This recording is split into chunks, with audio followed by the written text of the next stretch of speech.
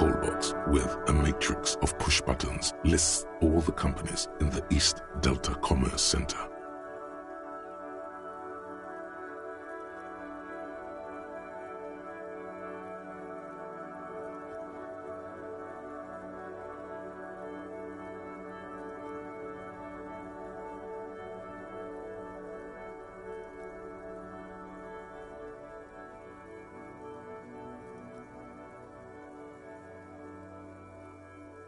An off-key melody starts playing after you ring the doorbell. Then a woman picks up the receiver.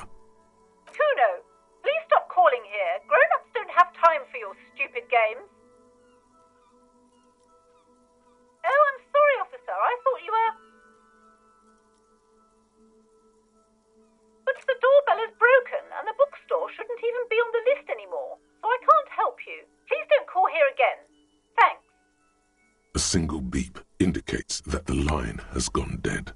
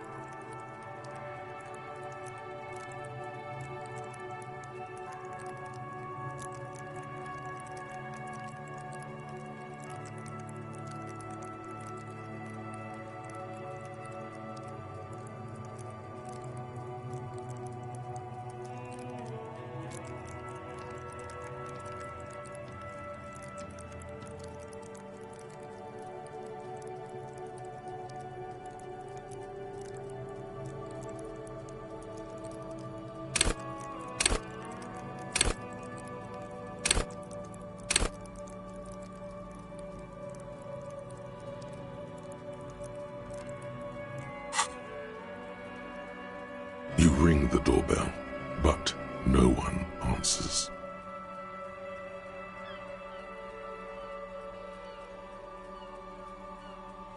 What an ominous name for a hair salon.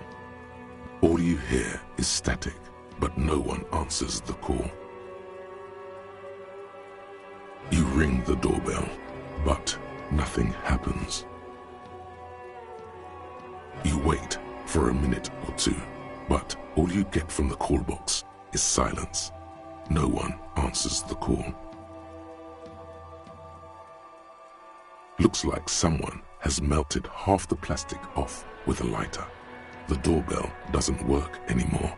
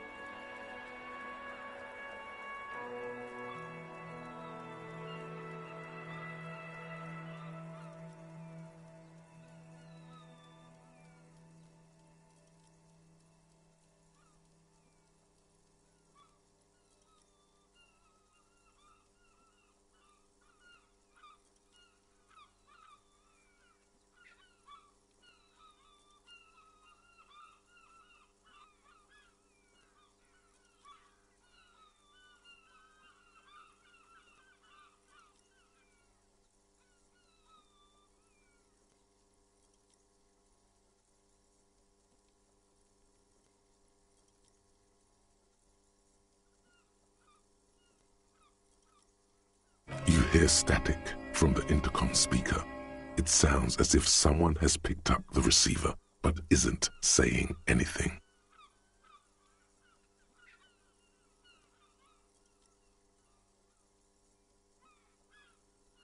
Yes, hello. This is Tricentennial Electric.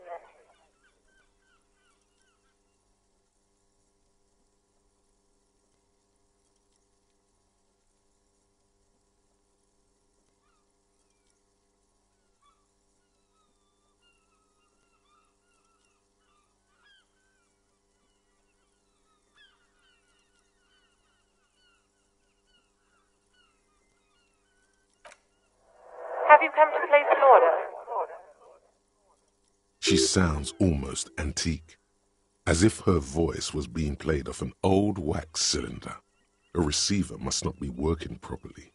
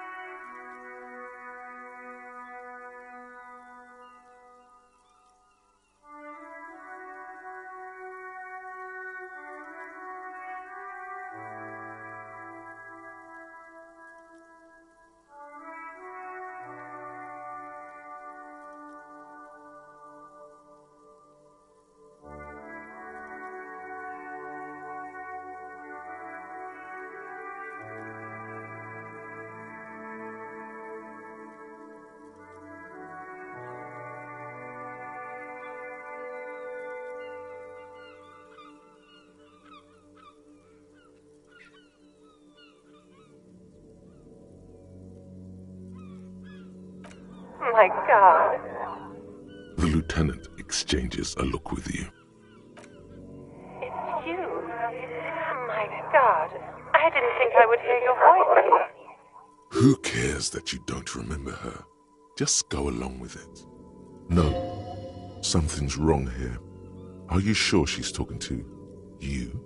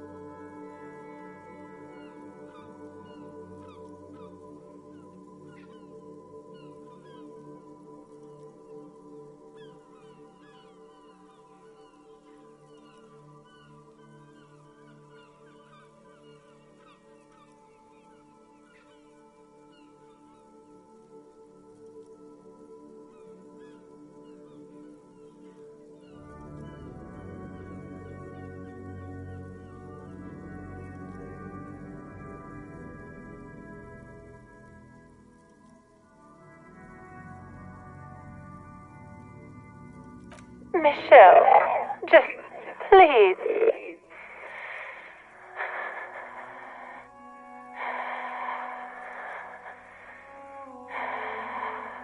Why did you even call? I don't understand. You've been gone for months. I thought you didn't care.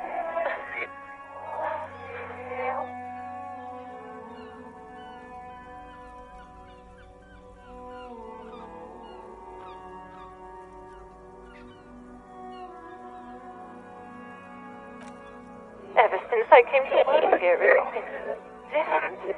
As if my mind's been wiped clean. A spot of static overrides her words. When she speaks again, it sounds like she's submerged. It's so nice. It's so nice to be able to finally meet again.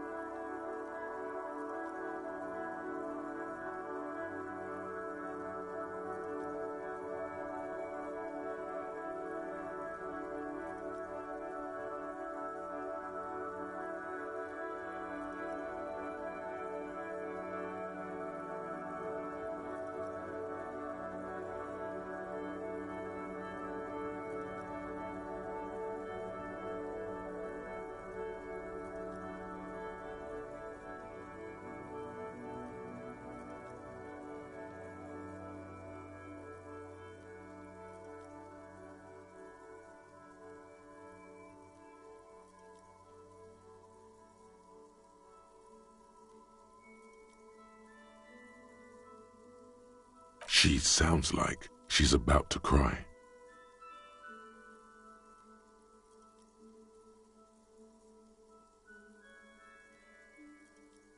She doesn't answer. Silence. The only thing you can hear now is static and waves washing ashore on the bay.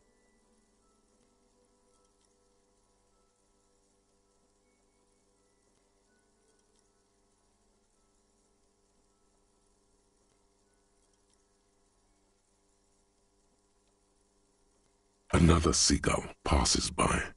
It's getting cold standing here, staring at the silent call box.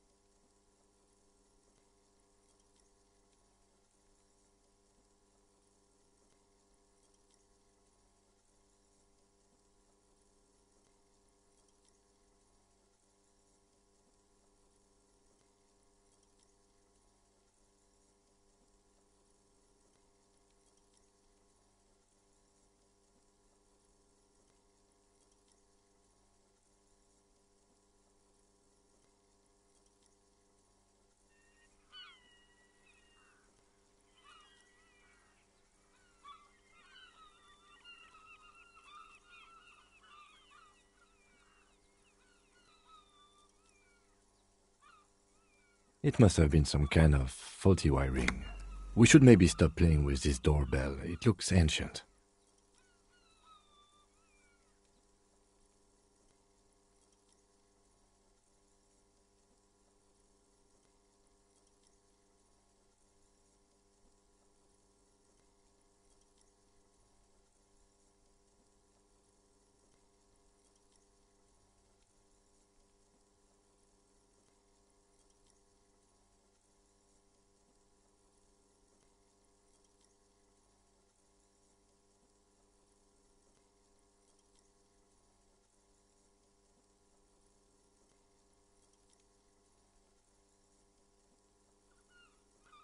You press the number sign on the keypad that terminates the call. 12 name cards on the call box read. Whatever she says, it can't hurt you. You're a different person now. Stronger, healthier, and... alright, maybe not healthier, but it's a bonus that you've drunk so hard you can't remember any of your past relationships. Oblivion's the ace in your corner. There's a light buzz as you press the doorbell, waiting for her to answer the call. It's cold outside, and you can hear the wind blowing into the speaker. Yes, hello. This is Tricentennial Electric. Have you come to place an order?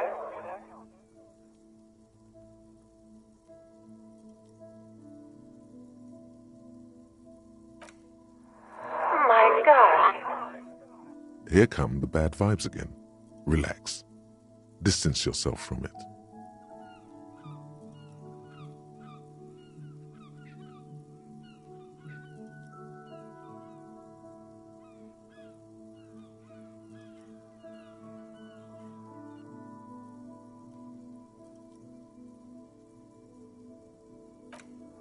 It's you. My gosh. I didn't think I would hear your voice again.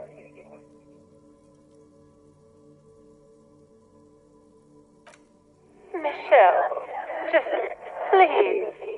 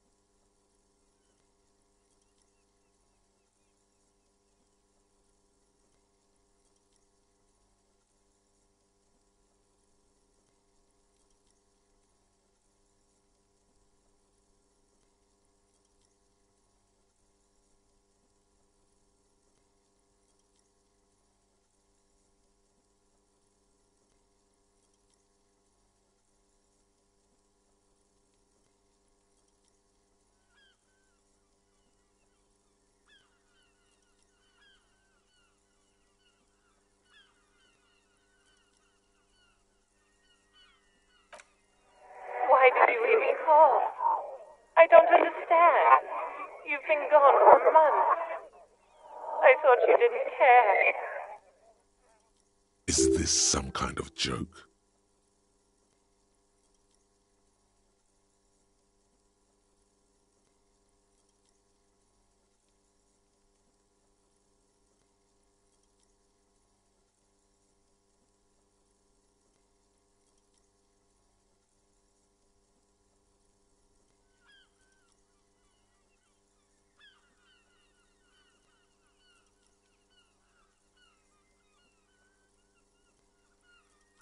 The voice from the intercom doesn't answer, but you can hear her breathing. Wind blows into your microphone again, crackling and echoing in the box. Ever since I came to work here, it's been different.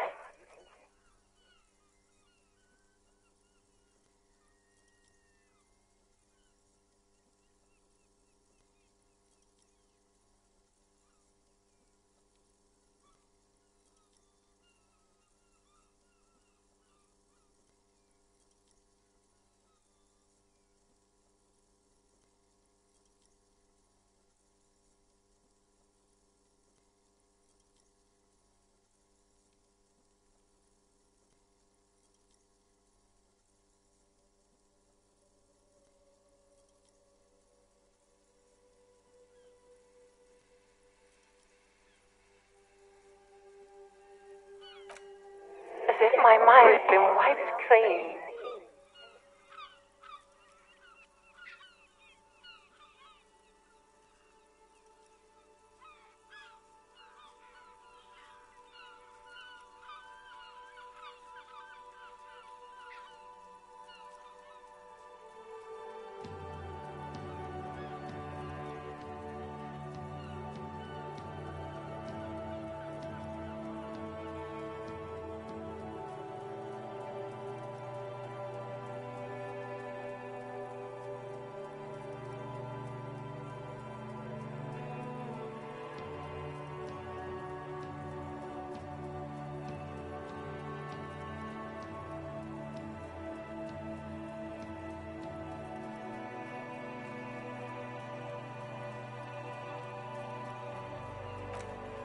It's so nice. It's so nice to be able to finally forget about you. And then it hits you. She tries again not to cry, and still doesn't succeed completely. Her quiet sobs sound old and distant, as if her voice is being played off a wax cylinder. Real or not, your mirror neurons react. It feels painful to be listening to this.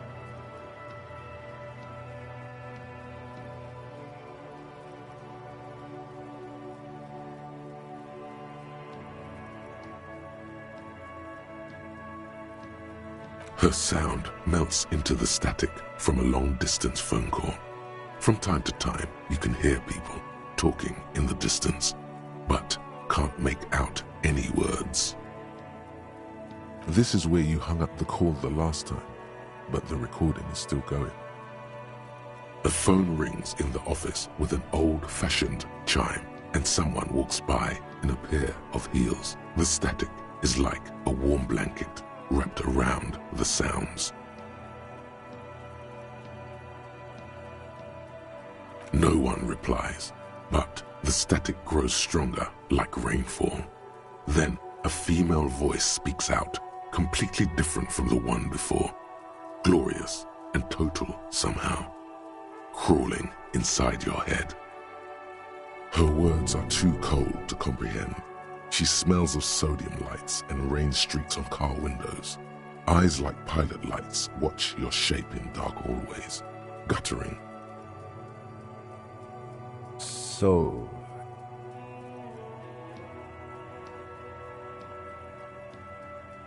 it was a recording trapped in the circuitry from some ancient tenant. This sometimes happens. Shall we conclude here? We have other mysteries to solve.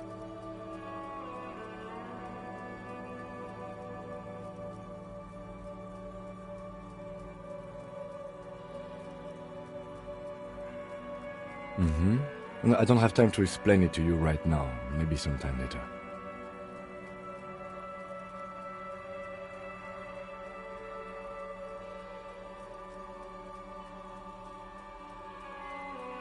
The strange and alien thought pattern ends. You're left staring at the electronic doorbell. Silence. No one's home at Fortress Accident. Silence. No one answers the doorbell. Nothing happens after you ring the doorbell. They don't want to talk to you. Silence.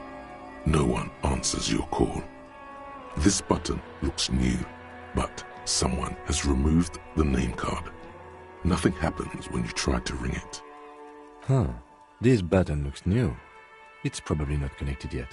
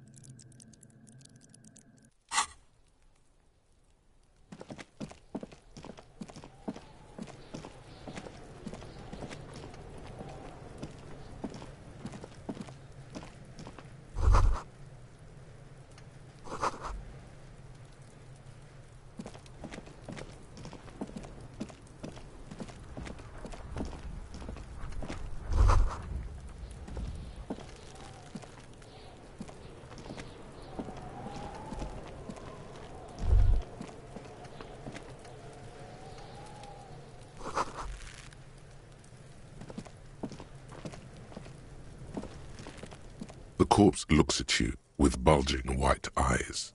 The face around them does not look human. It's swollen and ready to burst. His lips are fish-like and his tongue like a ball gag in his mouth.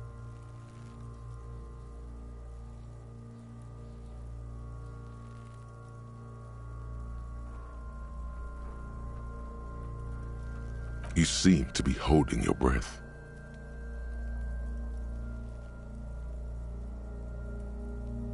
A cargo belt twists his neck at an unnatural angle. The body below appears stiff. It's letting out an ungodly rot. The smell seeps in even through your clenched nostrils.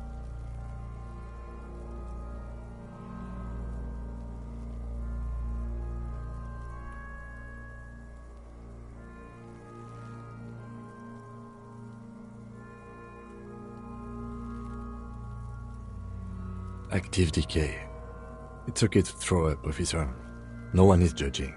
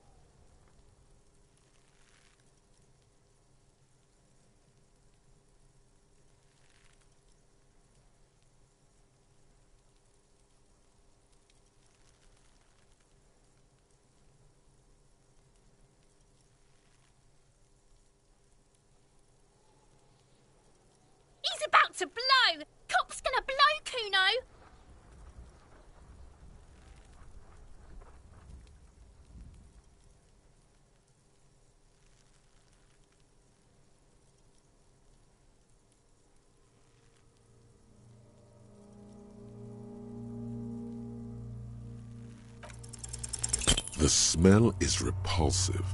It pushes in from your mouth, more instant and more familiar than anything you'd expected, more fever than odor. It fills your mind, flushing you from within.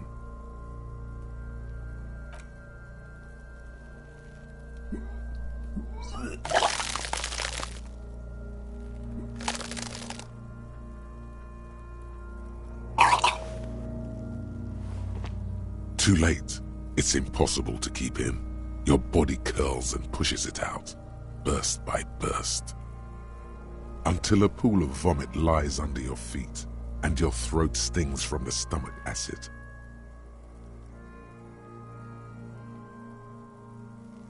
It's okay. Happens to everyone. Keep it. The hangover is clearly making this worse for you. You could use some ammonia to clear your head.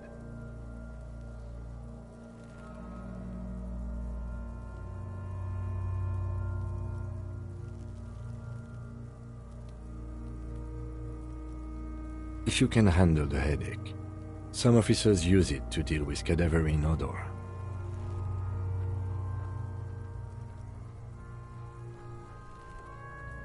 There is Frit nearby, east of the hostel. They usually have a small apothecary. If they don't... There's a greenhouse here, and a gardener with a wheelbarrow on the corner of the whirling in rags. If she works here, she might have something for the smell.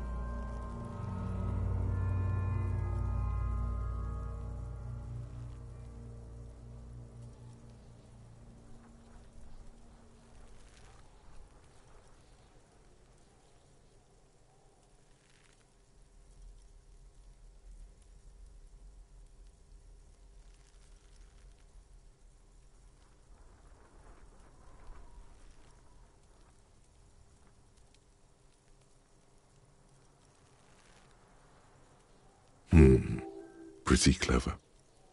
Acquiring ammonia will provide a modifier to the white check. Modifiers make checks easier and allow you to retry them.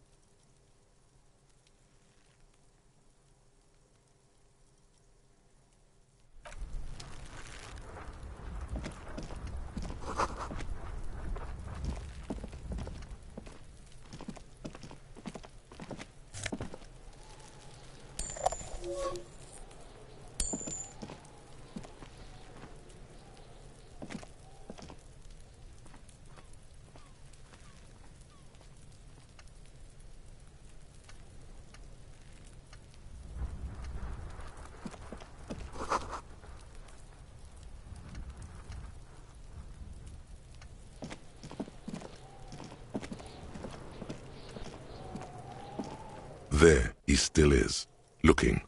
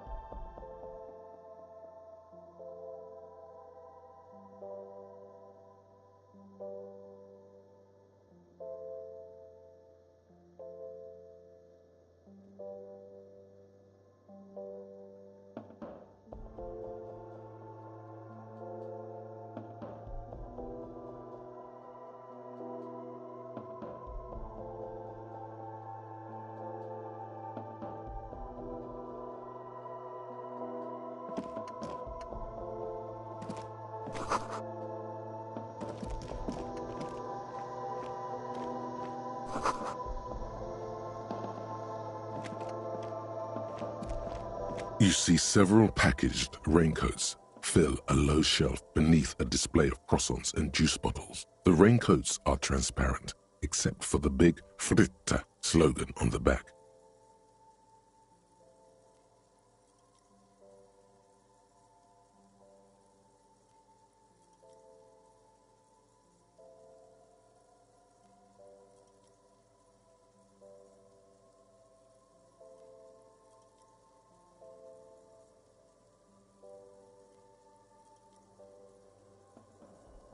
What is what? It's a raincoat. If you want to buy one, then it's only 4 real.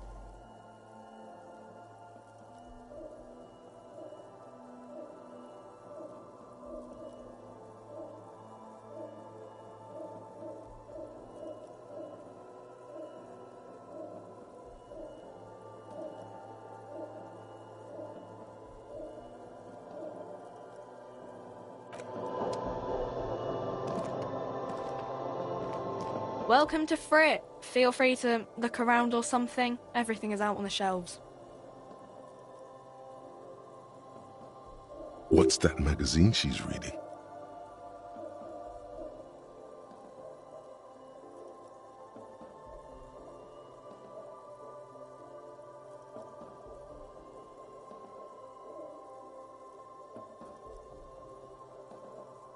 I don't know. Frit?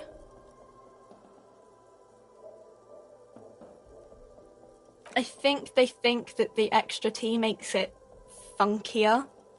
It doesn't. The story goes that normal Fritta with 2 T's, a men's workwear shop in Vredefort, was already taken. So when Fritta Retail Inc. grew into a multinational corporation, they had to add an extra letter to avoid trademark infringement.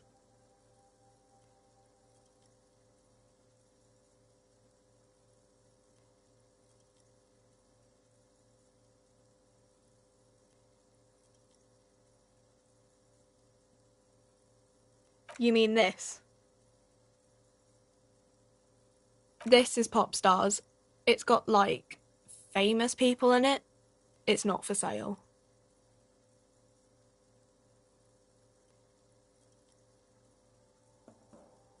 She pops her raspberry-flavored bubblegum and nods. The lieutenant frowns at you before turning to the clerk with an apologetic half-smile.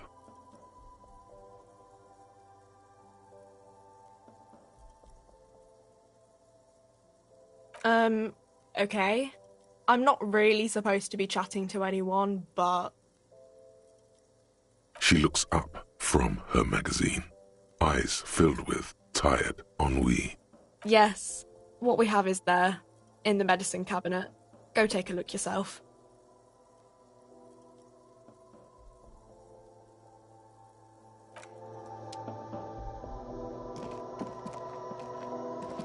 The tear machine stands in the corner. A sign says, 1 bottle equals 10 cents. Oh, that's the tear machine.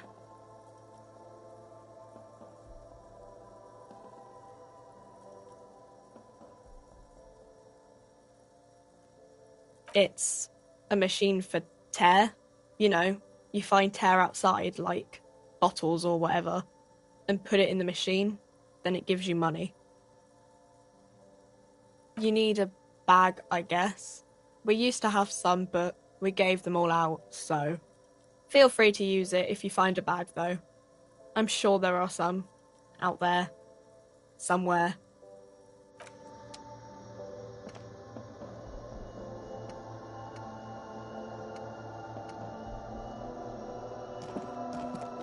A small cabinet on the wall is filled with various medicine bottles, nasal sprays, and blister packs. They all bear the Saint Baptiste Pharmaceutics logo. Their logo is the bloodless rose, pure white, untouched by harm. Just ask me if you need anything from Saint Baptiste. We don't stock prescription meds, but we do have Nosafed, Duramine, magnesium, and Hypnogamma.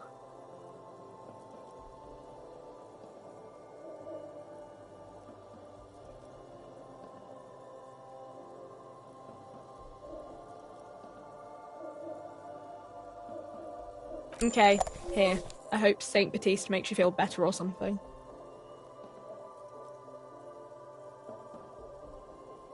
Okay, don't, like, overdo it or something.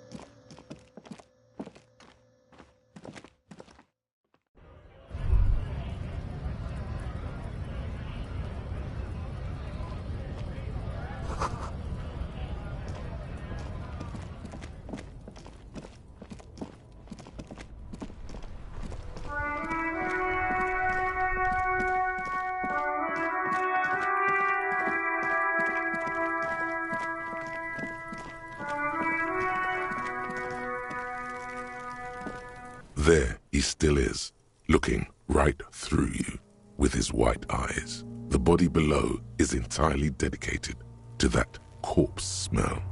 Emitting it is all it does now.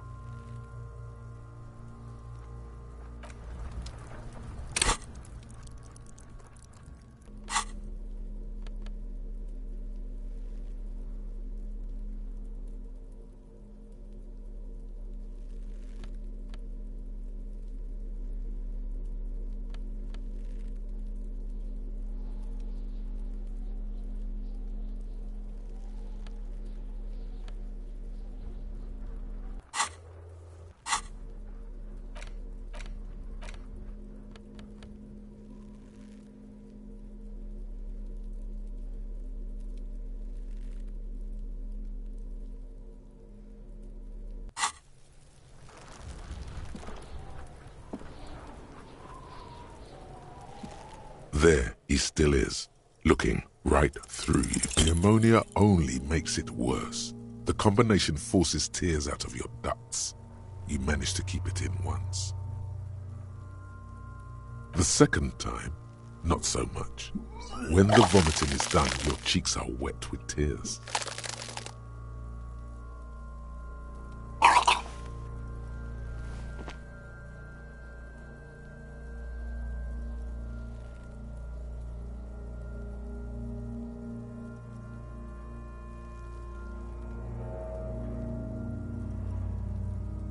Are you okay, officer?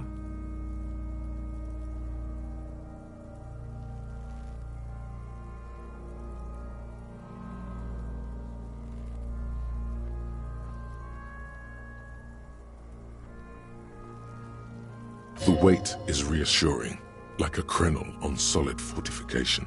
Pat, pat, pat. You're facing tough odds here. It's aggravated further by alcohol withdrawal.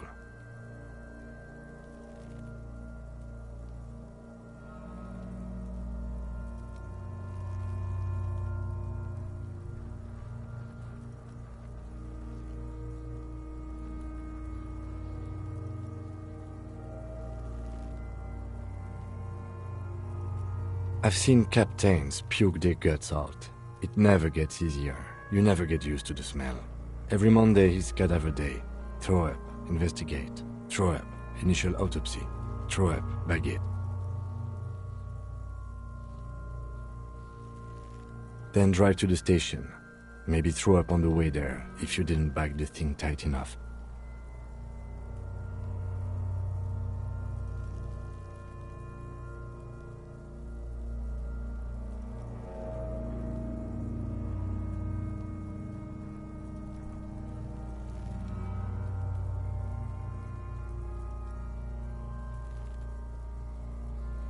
I think I've lost my sense of smell. A white lie. Not being hungover helps too.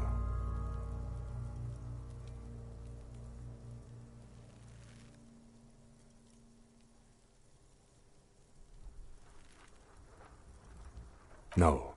This is a two-man assignment because it needs 2 officers to complete. I need your help. You need to get your shit together.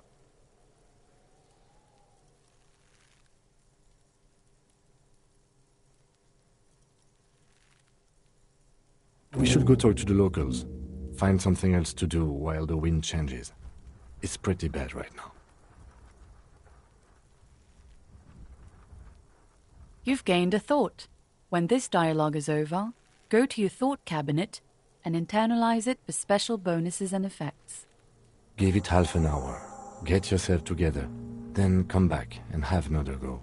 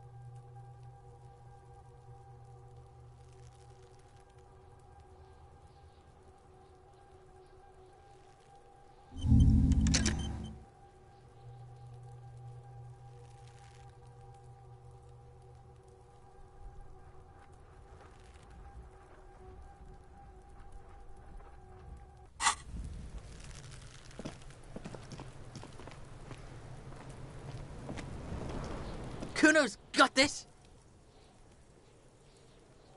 If there ever was such a thing as an ugly kid, then this is it. He's almost exquisite in his ugliness, like a gremlin. Oh yeah, Nappa Gumpy, Kuno!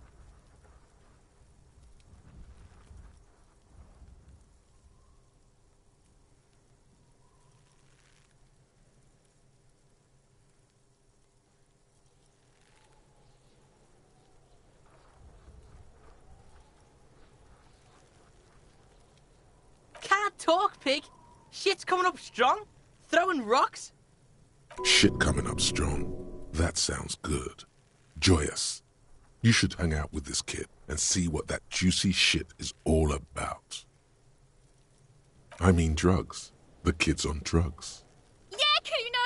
Ride the lightning, Kuno! Kuno's riding it, see? The rake, Kuno! You should throw the rake at him, Kuno! The fuck? Does Kuno know what a rake is? Kuno's not a gardener.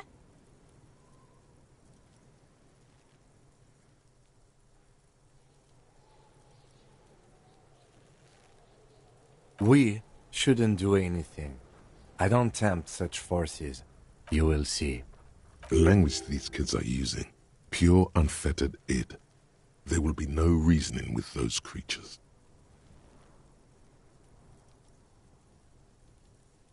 Alright, entertain the Kuno. Show me what you got. What you got there? What you got, huh?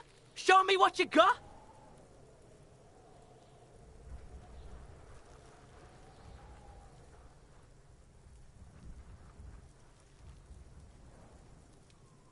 Yeah, like a fucking volcano. Yeah. Fucking pathetic. You're lucky you didn't die there.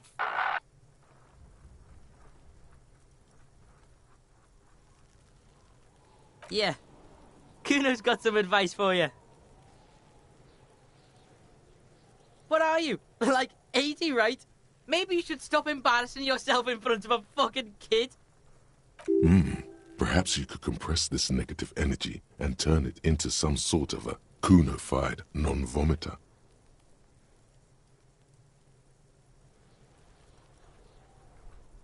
That's right. Turn your weaknesses into conceptual strengths. Try it again now.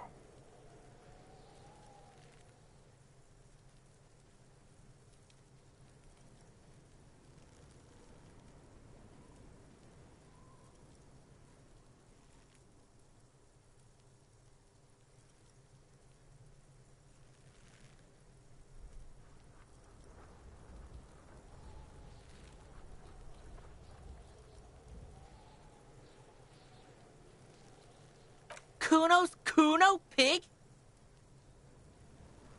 It's always Kuno, never I.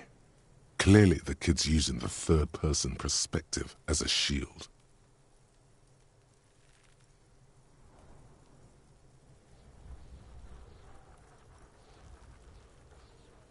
Kuno doesn't do that smart shit.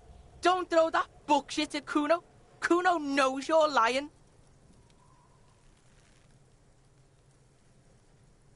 Trying to get Kuno hooked on the book.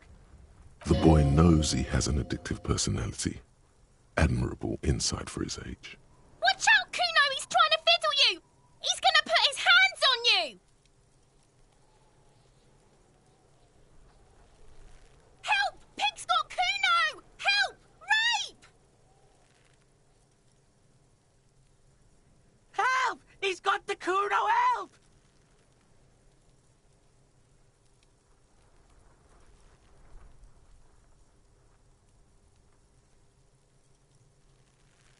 Help! He's digging his dick out! Escalate, Kuno! His dick is out! You're afraid! Pig's in here, Kuno! Somebody, please! How did we get here? How did this happen? This makes no sense. There may still be a way out. Just appeal to his reason.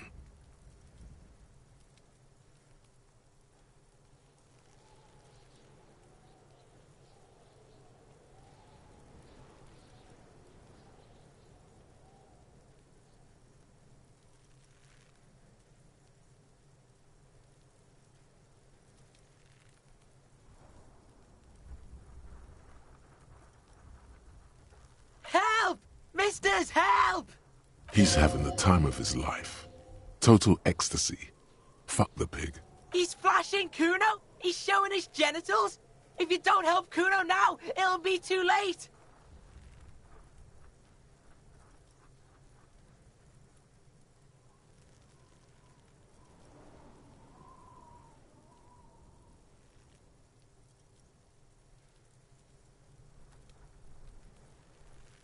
Look. For emphasis, a ghost is saying this. A shit-eating psychopathic ghost with an ace up his sleeve. I know you wanted to hit me. You got that I'm gonna fuck that Kuno up look that Kuno's dad gets. The murder look. The rage look. Relax. He can't read your mind. He doesn't know you were thinking that.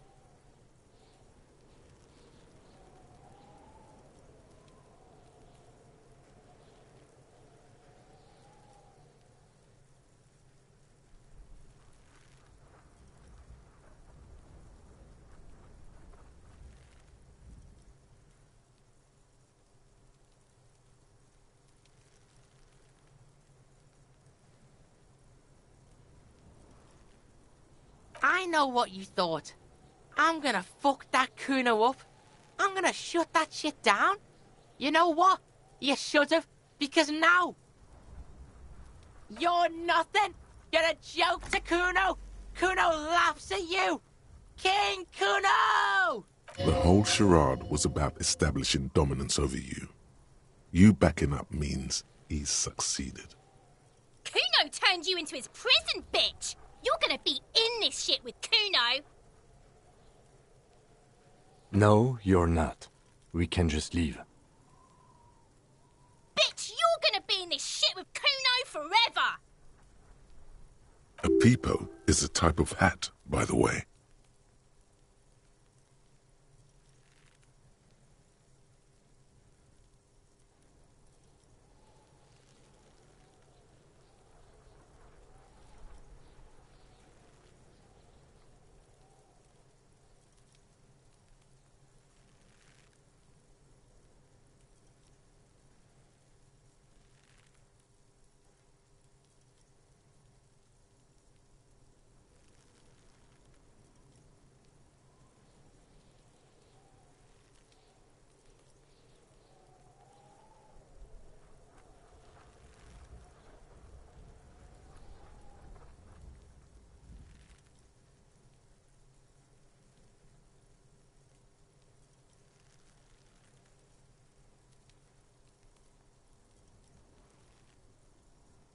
Don't talk to me about my fucking peeper.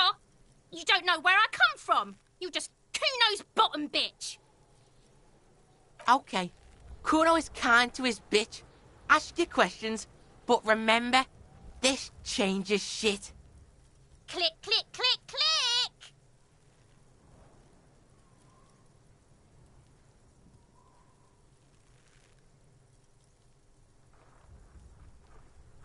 Shitload pig. What's your question? Don't tell the pig shit, Kuno. If I were to want to waste my time, which I do not, I would ask them who he is, how he got there, and the usual. The usual being, have you seen anything out of the ordinary?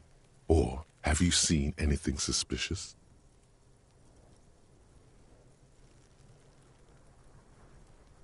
Just a couple of pigs sniffing around in the dirt. That seems pretty fucking suspicious to Kuno. Yeah, you tell the faggoty, Kuno. Looks like you're a faggoty now, whatever that means. The suspicious question doesn't really work in antagonistic situations.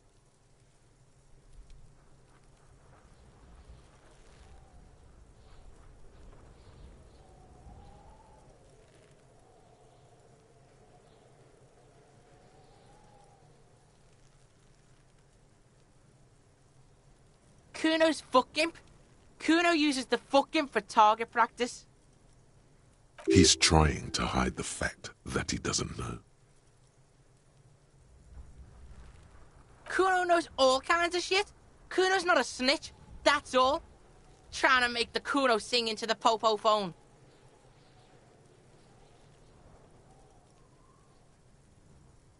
Probably climbed. Kuno was busy down the road when that shit went down. You heard Kuno. Kuno wasn't even in Martinez. Kuno wasn't in Revachol. Kuno wasn't regional. I don't know. Some fucking... Mesk or I don't know. Some other place. Night City. Kuno was in fucking Night City. There is no Night City anywhere. That sounds like the name of a city in some pulp science fiction novel.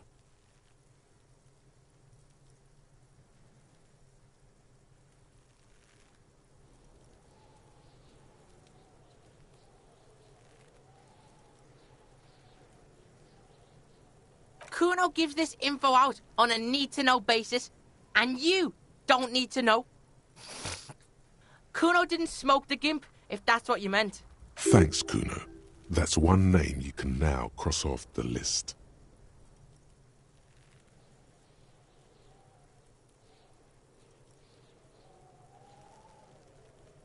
You're testing Kuno's patience here.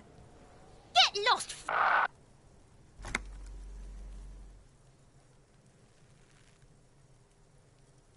Kuno doesn't fucking care.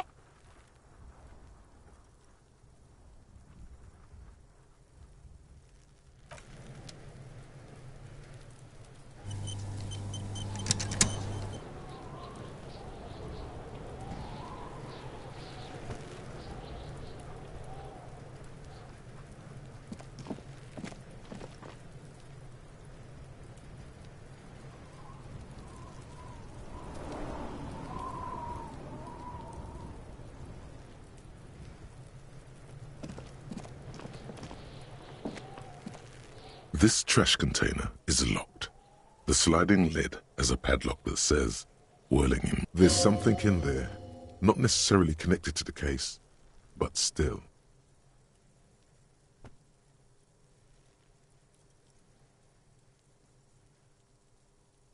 The body is downwind from here.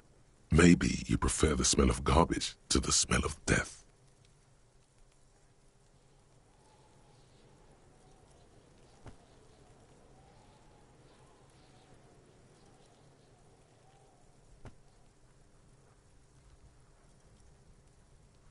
Trash, food waste from the cafeteria. They lock these containers to keep the derelicts from flocking in. Could be evidence, too.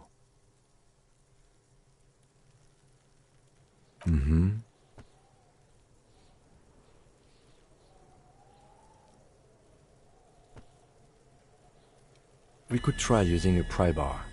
There's one in my motor carriage, or...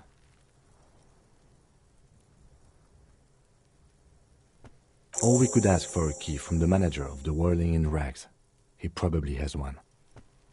He might also have information. This is better than the pry bar idea.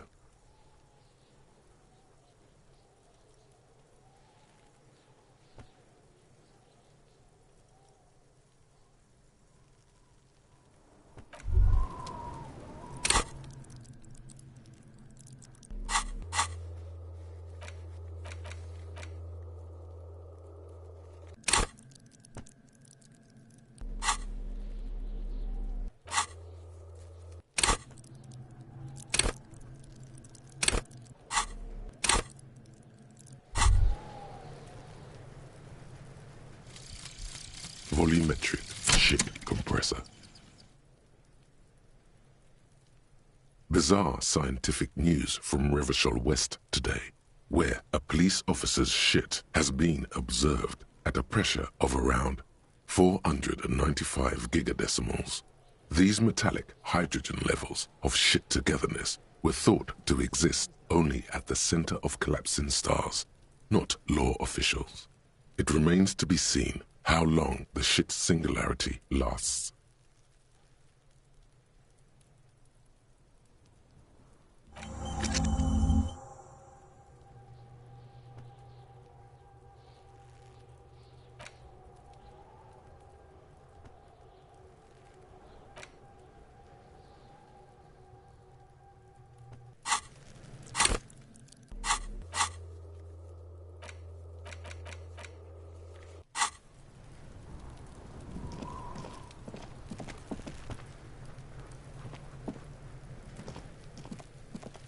There he still is, looking right through you with his white eyes. The body below is entirely dedicated to that corpse smell.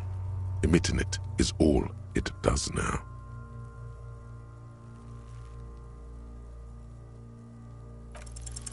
As you breathe in, the odor comes over you.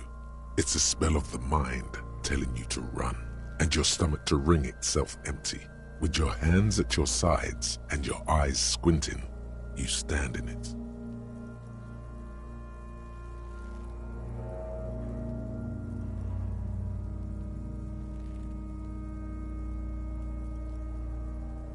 They do after 7 days, yes. We are deep in decomposition here. The man before you is naked, but for a pair of underpants and enameled boots.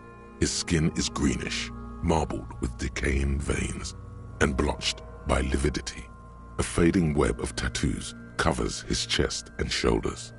The cargo belt used to fasten him to the branch above appears industrial in strength. The material appears to be ceramic. Its clean white stands in stark contrast to the decaying flesh above the knee. The man wore thick polymer socks, probably for padding. A fine array of interlocking plates covers them. Delicate and fragile, they feel alien to the world around you, out of place somehow. These are clearly not boots. They're armor, possibly part of a larger set.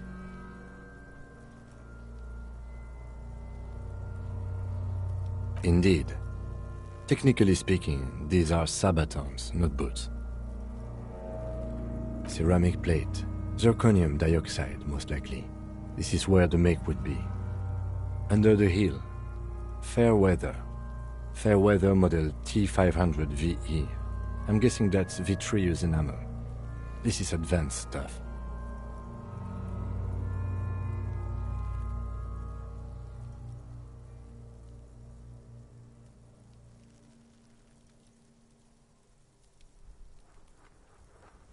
The locals probably scavenged it.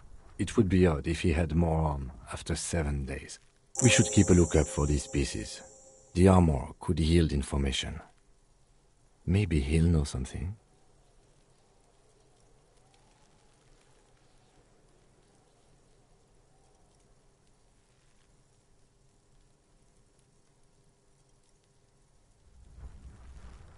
The Sabatons dangle off the man's decaying form, ageless and synthetic.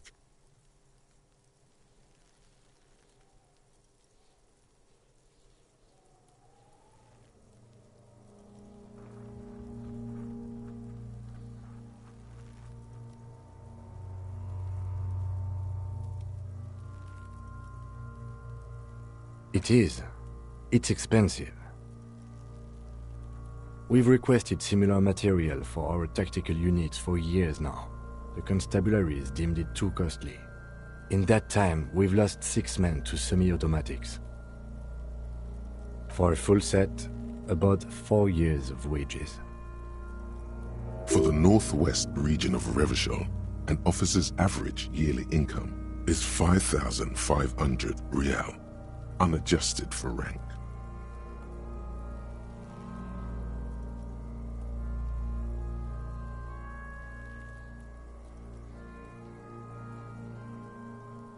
By catching, do you mean, let's not log them as evidence? Let's steal them?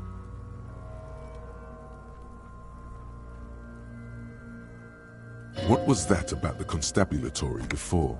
You need to push some buttons if you want to recruit the lieutenant in a conspiracy.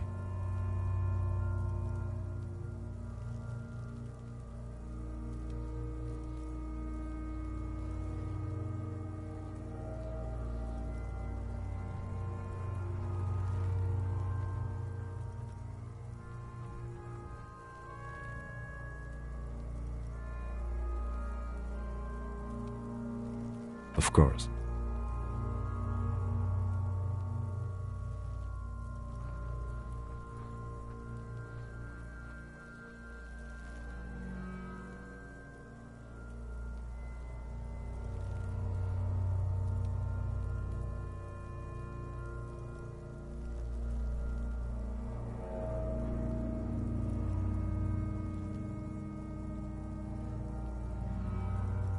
That's for us to find out.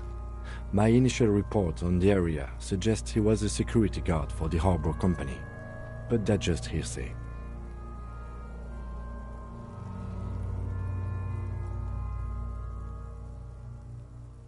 I agree. This equipment is way beyond what a guard can afford.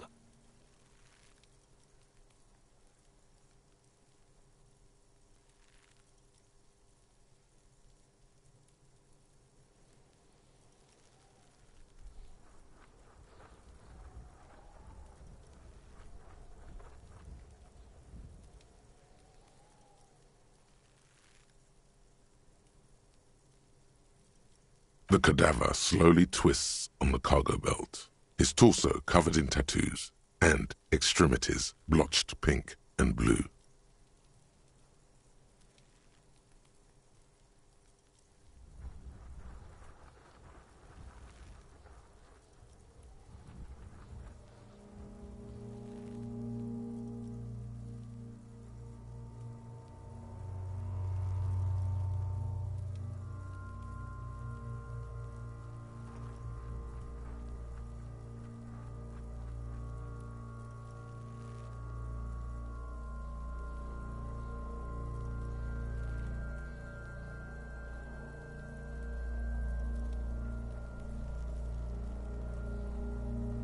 The material appeared delicate and fragile. These are clearly not boots.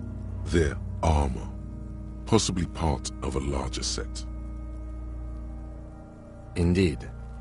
Technically speaking, ceramic plate, zirconium dioxide under the heel. Fair weather model. A small bell-like sound fills the air, like tapping on the side of a porcelain cup.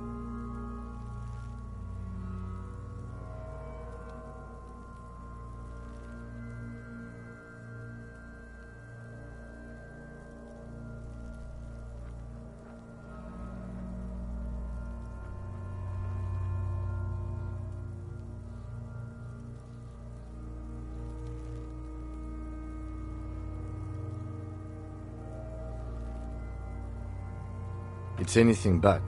This material is a kinetic redistributor. It spreads kinetic energy horizontally, from plate to plate, dissipating it entirely. See? Faint Organic lines cover the plates where they separate into smaller ones. These plates then divide into smaller plates until there are hundreds of them altogether, like whirls of floorboards. The design looks organic, influenced by highly resistant wood materials, like lignum vitae and ebony perhaps. If trees were made of porcelain, this is what their cross-sections would look like. The smooth, glossy surface fractures into ever more intricate interconnections, peaking on the right sabaton, where you notice. The whirls are in the shape of a letter and number combination, E50, 100, 1000. Good. Can you read it to me? We have a make and a number. That's something. We can use the radio in my kinema when we're done. Either station can chase it for us.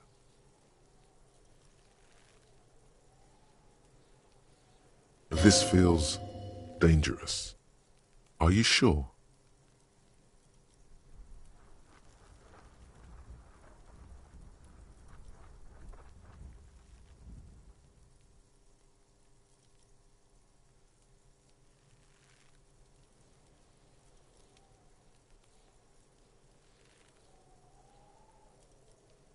The sabatons dangle off the man's decaying form, ageless and synthetic. The cadaver slowly twists on the cargo belt, his torso covered in tattoos and extremities blotched pink and blue.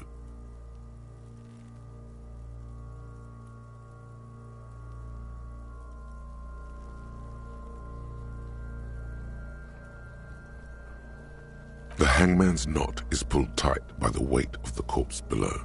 Yellow, hard-edged polyester cuts into his neck. Above, a sliding buckle ties the belt to the branch.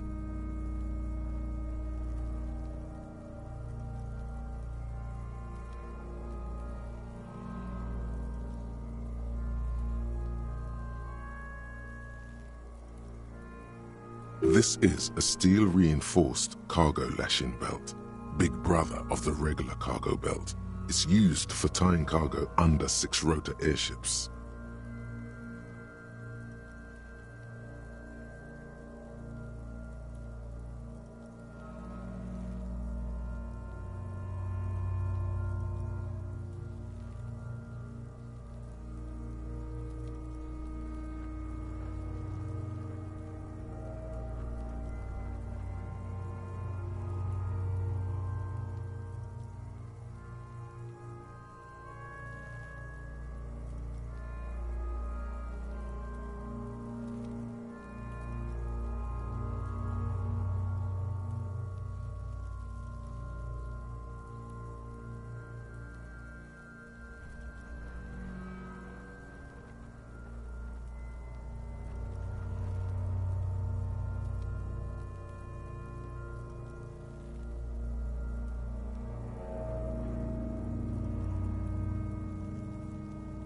Airlifting. I thought it was used on lorries for strapping cargo to them.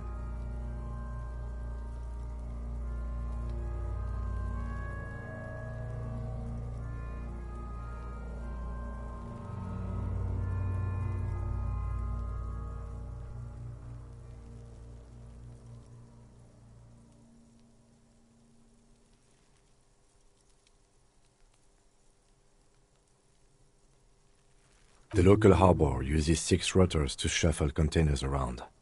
I get the sense they use whatever was on hand, without paying much attention to not incriminating themselves.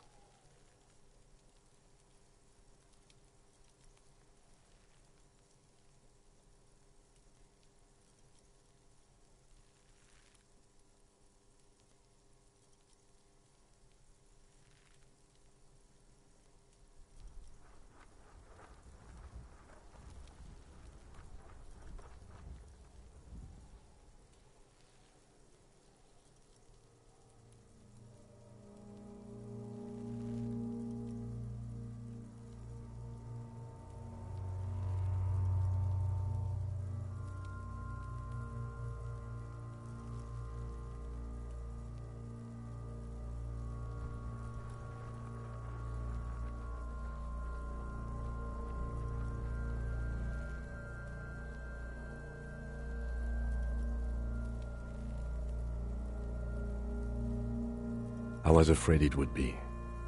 Thin steel wiring, parallel strands. This makes getting him down more problematic than I had assumed.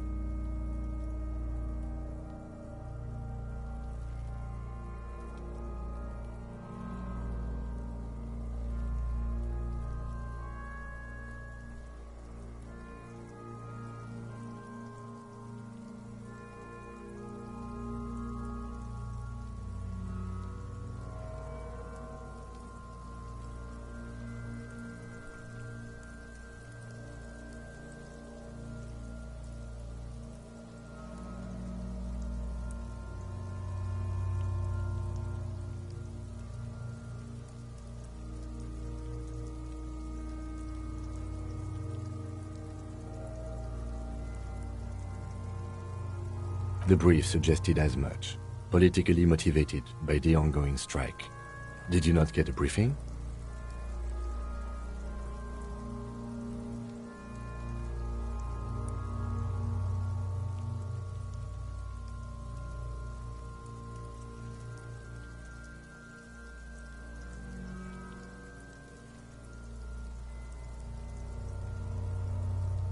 Then you should ask me the first moment we get.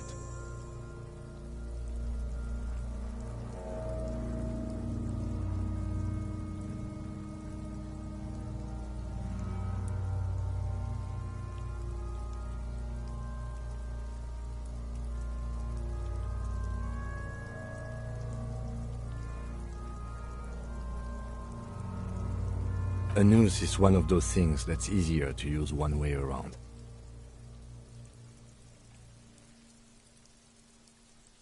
That ladder can't carry a grown man. I didn't see any splintering either, did you? I think they lassoed the branch, then pulled on the belt to close the buckle. Could be. The shape of the branch supports the theory.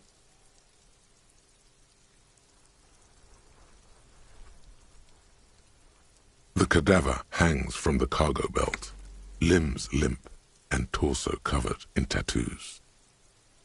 An intricate web of blue lines stretches across the torso, from the right shoulder to the solar plexus. Each time they intersect, a small white star is formed in their crossing. Hundreds of fading asterisks riddle his skin. Their concentration is highest around his heart. His corpse is marked by stars. Alcohol and heartbreak.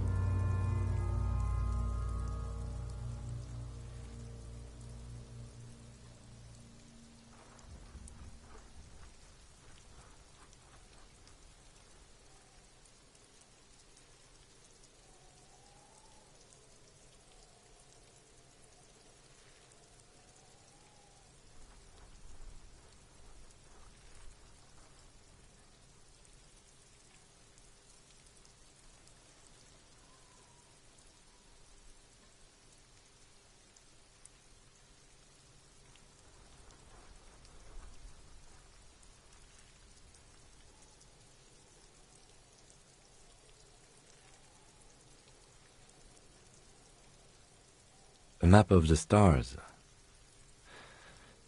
I do see some similarity to astronomical charts. Great Century Messinian, maybe. But this seems more particular. Customized somehow. As if someone left out most of the night sky, filtering it through personal choice. The principle of this filter remains unknown to you. The thought dissipates, and you feel as though you were only half right. So am I.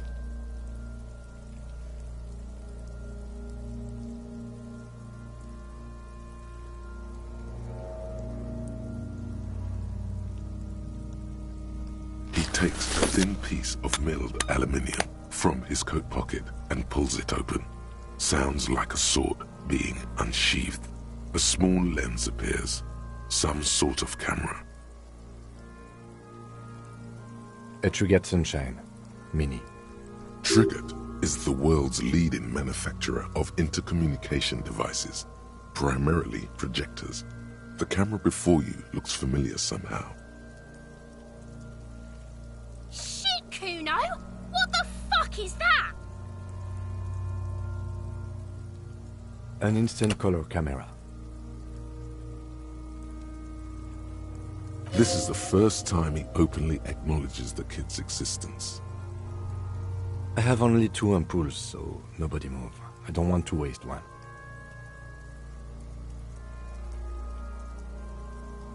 A sound, a shrill flash, followed by the breaking of a small ampoule of glass. You see streams of color pour onto the thick, glossy piece of paper, rolling out. In case we need it.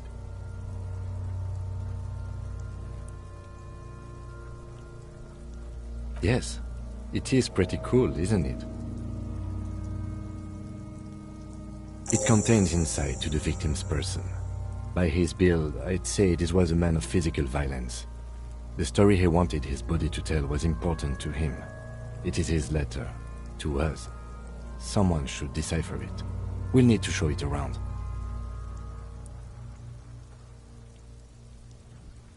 Sure. Just don't lose it. The glassy-eyed corpse looks by, his mouth mute and his skin as colorful as the chemical rainbow on the photo paper, teeming with opportunistic organisms. You've acquired an interactable item. Investigate this item further by going to the Interact tab in your inventory. His eyes are milky white and blind to the world, protruding comically from their sockets. There is no one home, just subaquatic terrors there. Dark brown hair grows on his head. His face is ready to explode from the organic processes inside. The death's head grin has passed. What remains is an unrecognizable mess. Underneath the curdled meat there is an expression, not carried on his features, but below, inside, an expression of pleasure. This man was experiencing joy at the moment of his death.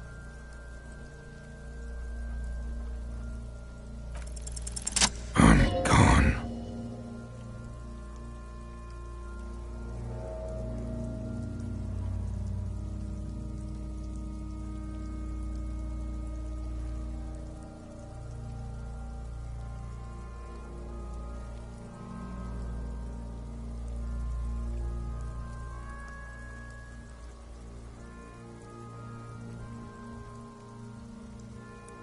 Maybe I was getting my rocks off.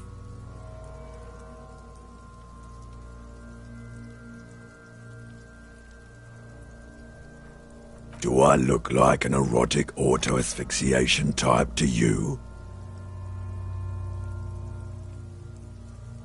Captain Coppadromo, I fear we are drifting away, fixating on sexuality again. Let's go with a simpler question. He didn't choke himself. You know it.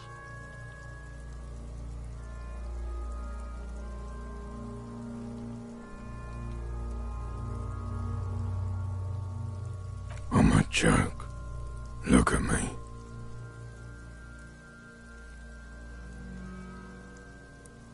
There is nothing funny about jokes either. A killer, a motherfucker, and a killer. Go ahead, Corpo.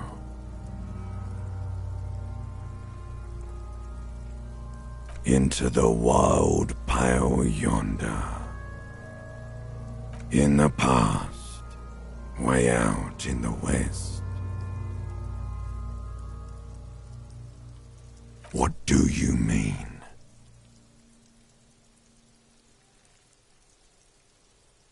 It's the power of your imagination. Yeah, man! Don't be crazy! Inanimate objects and dead people can't really talk to you. Your wild imagination is doing this. Ask some more of those questions you love so much. He loves those.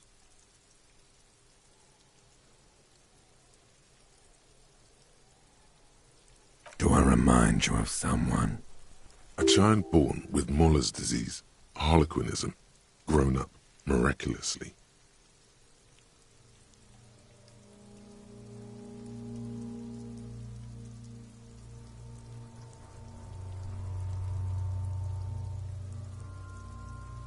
You sure I got out of that one, Coppellini?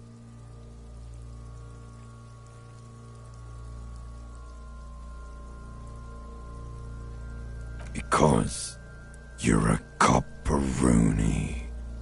Look at all of them go. Do you want more questions?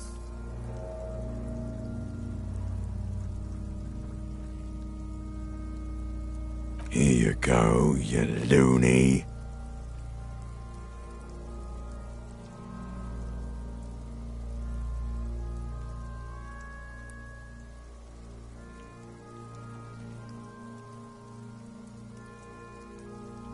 Because you have. Fuck no.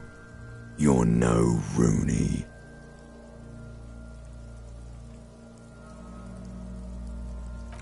No, you don't. Between you and me, your name is probably Harry.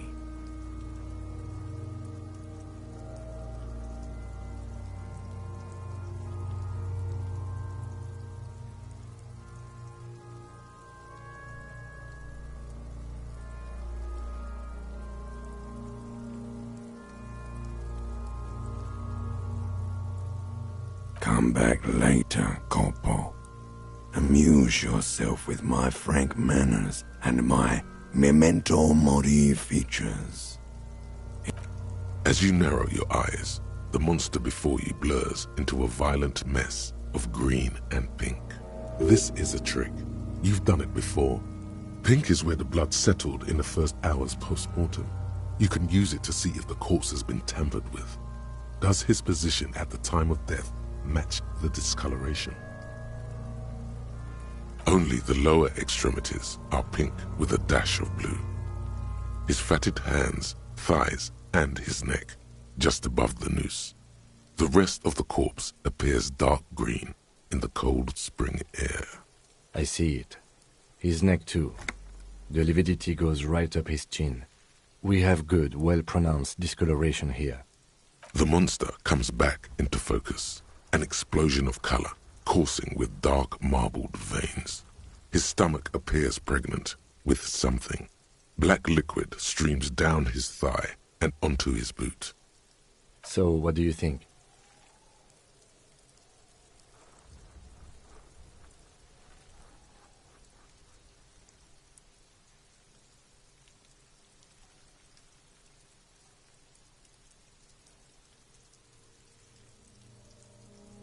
Agreed, especially on the neck. The belt acted like a tourniquet, keeping the blood in his head. The hypostasis supports her hanging.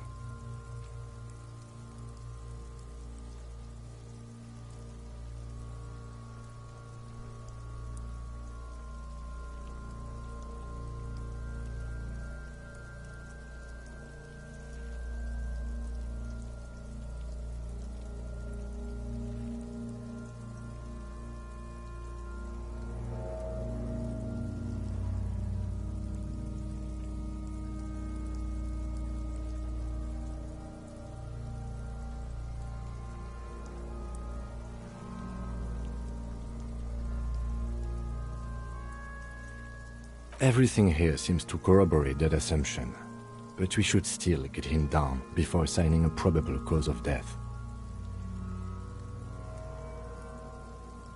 But there is no breath to catch. Only the cadaver filling the air and your nostrils. He slowly rotates before you, decomposing. Of course. You have questions, don't you? The power come back later, Corpo. Are you sure we finished the preliminary examination of the cadaver? We might miss some of these things once he's done.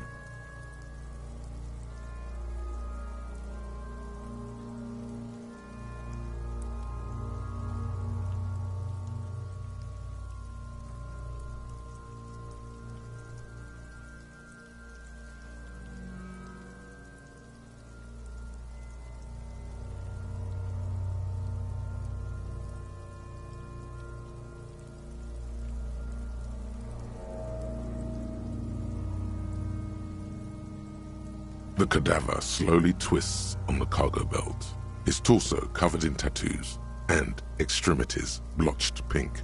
The material, delicate. These are clearly not boots. They're...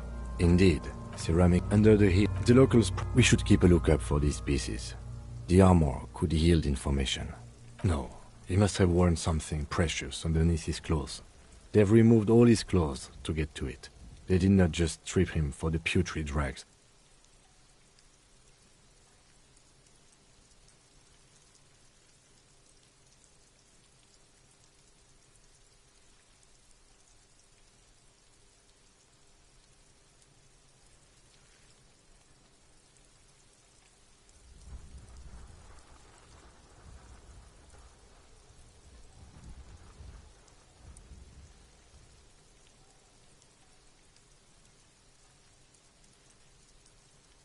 They usually hang them completely naked for that. La puta madre, the Mazda, the Besmerties and the like.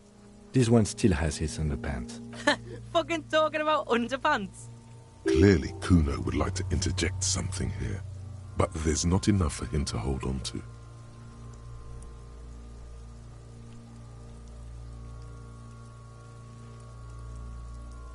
This feels dangerous.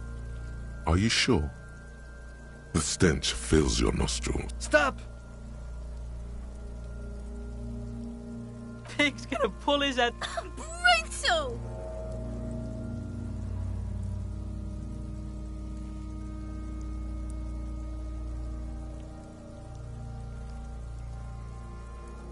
What's wrong with you, asshole? Where's he letting go, Kuno? I don't know, baby. I don't know why he's such a... Officer, if I may ask, what were you trying to achieve by putting on the deceased foot?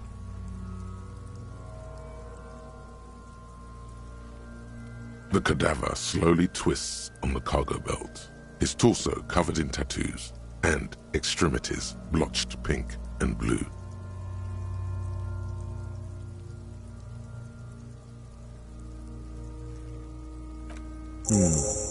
The steel-reinforced belt presents a unique challenge. I brought chain cutters, but I don't see a good angle of approach to the belt.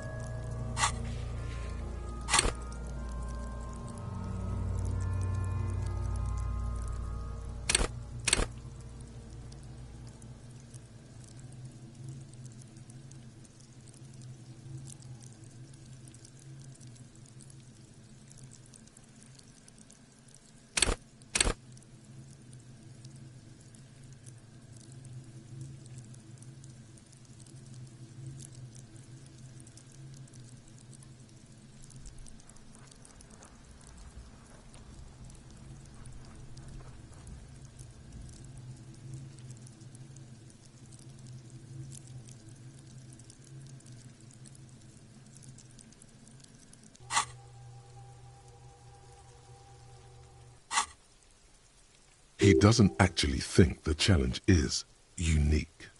He thinks it's frustrating, annoying, and harder than he thought. The cadaver is a good 1.2 meters up. Neither one of us can reach the bed without assistance. And even if we do, there's the question of cutting the airship strength material.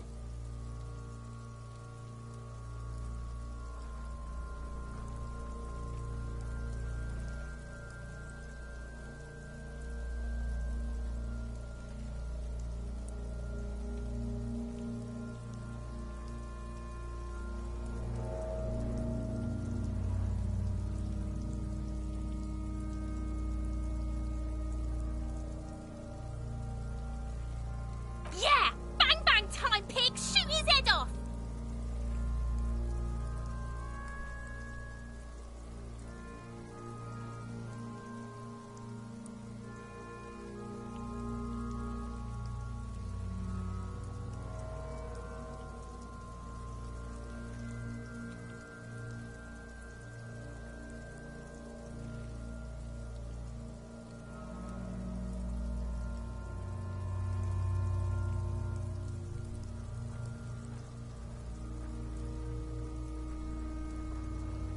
How?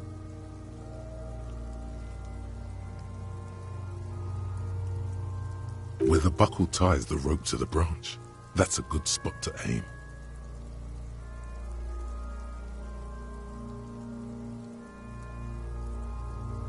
Where?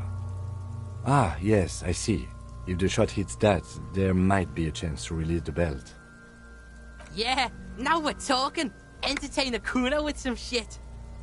They'll miss! The pigs will miss Kuno! The lieutenant is undecided. On one hand, he wants to shoot some gun. On the other, it's an awfully stupid idea.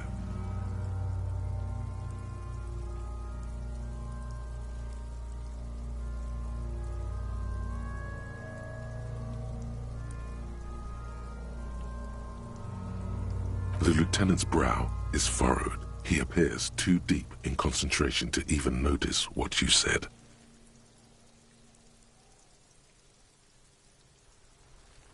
Silence.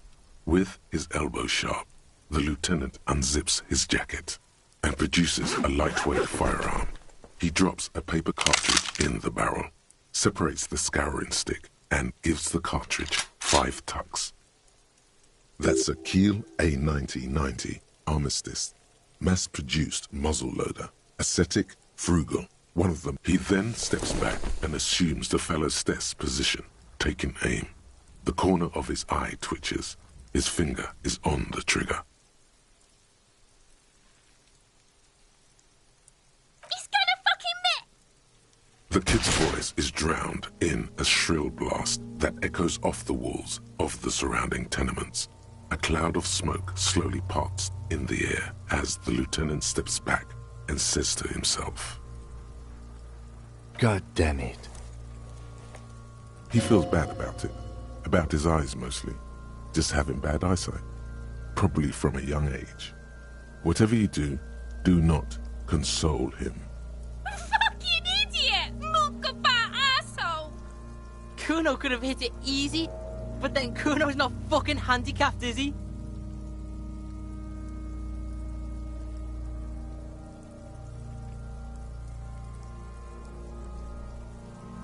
I have to say, it's beginning to look unlikely we can get him down without assistance. It's bad as it is, us shooting firearms like punks here. Go ahead, I'm not stopping you.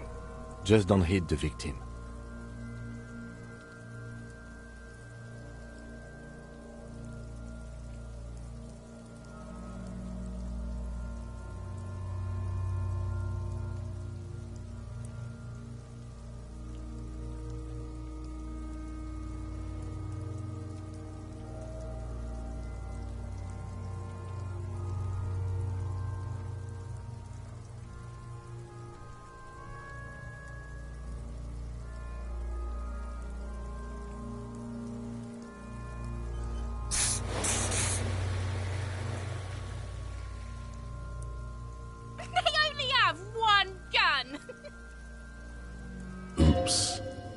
This is the sorriest pair of pigs Kuno's ever seen.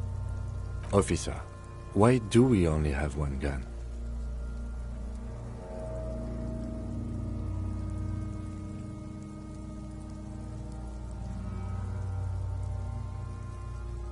That is even more unfortunate than the badge. You need to contact your station about it as soon as possible. Try not to lose this one, please. We're not off to a good start.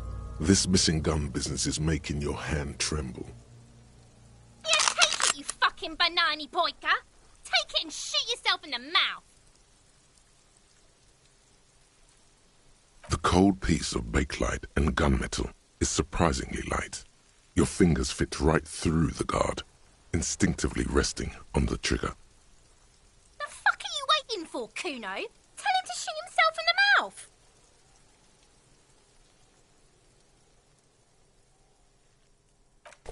The buckle comes into focus in your sights.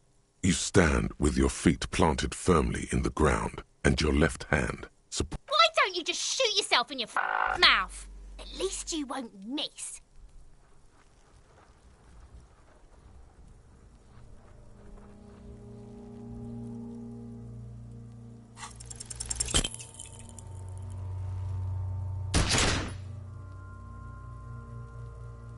A plume of smoke erupts from the barrel. Your hand goes numb from the explosion. With your ears still ringing, you missed the belt, but hit the corpse straight in the chest. Bits of ribcage protrude from the skin. No blood, only a murky sludge dripping down his belly. The sudden stink makes your eyes water. Oh my god, he's gonna fucking cry! I knew it! What a mulko! Are you? Because it sort of feels like you are. Please don't cry.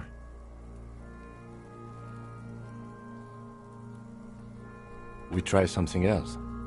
Oh my god, what a fucking boring cop! Nice shot, though. Fucked him up good. He doesn't mean it in earnest. It's a cruel jest. He's going to say as much too. Just you wait. Actually, it was... Kuno just said that because he felt sorry for you, pig. It's not your fault you can't shoot. It's your pig hands. Pigs don't have hands. They have, like, fucking hooves or something. Kuno has hands. Kuno can shoot that shit down for you.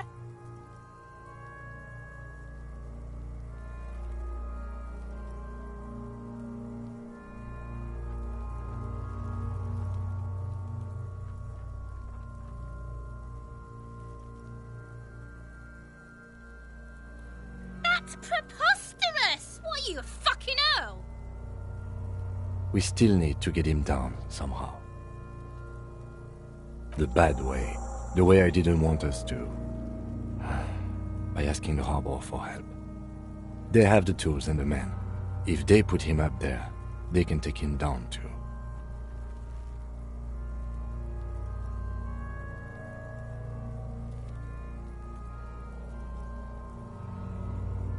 From the gates, by negotiating or fighting. I'm unenthusiastic about fighting. Or we can try to find some secret third path. It's unlikely though.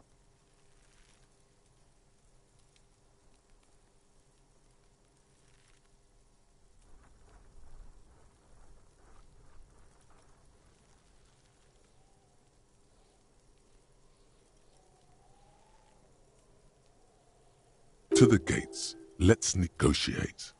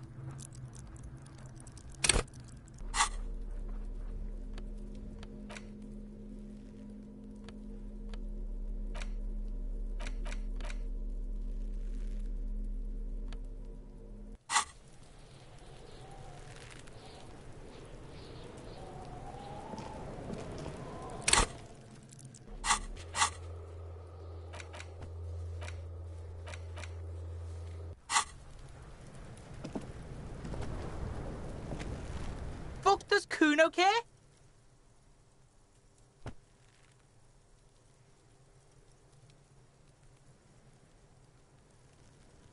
The fuck about it? Kuno doesn't give a shit about the armor. Kuno's fuck gimp's got one big thing wrong with him. He's a fucking mutant. Look at him. Fucking growth hormone shit. He's a giant. The armor's too big for any man. Kuno doesn't give a shit about that freak armor. Kuno threw that shit away. Kuno tried to get the helmet on. It was too big. Kuno kicked that shit in the sea, rugby style. That shit means nothing to Kuno.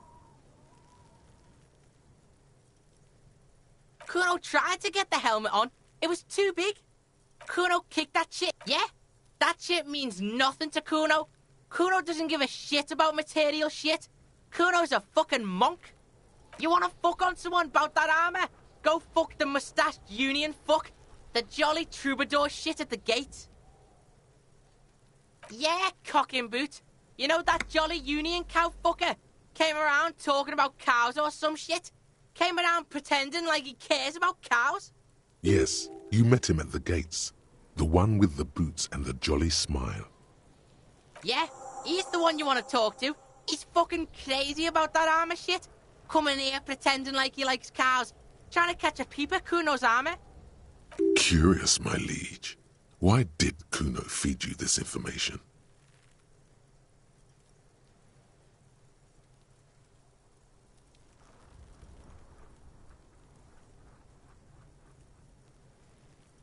Yeah, Kuno's doing charity today. Kuno Day. Kuno feels sorry for you two loser pigs. Kuno's doing pity now. Still, seems suspicious. He may have it in for that guy. Or you may be paranoid. That is also a possibility, sire.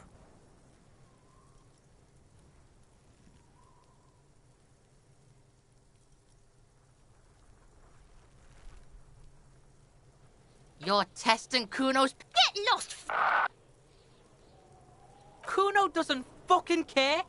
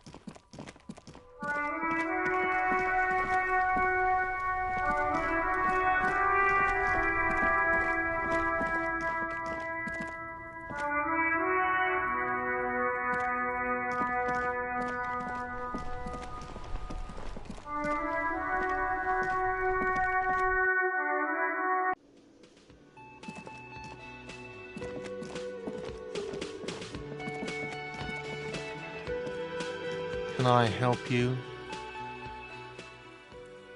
Mine? No, it belongs to the Whirling in Rags. Thank you for clearing that up. Why do you keep the container locked?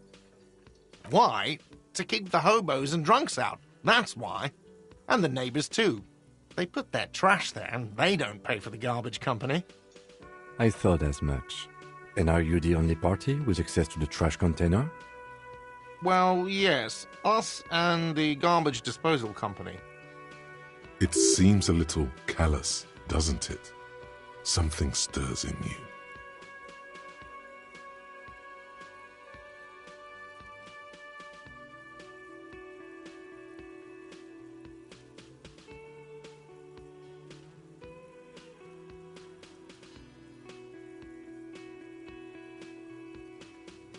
Prod at him and find out. Callous?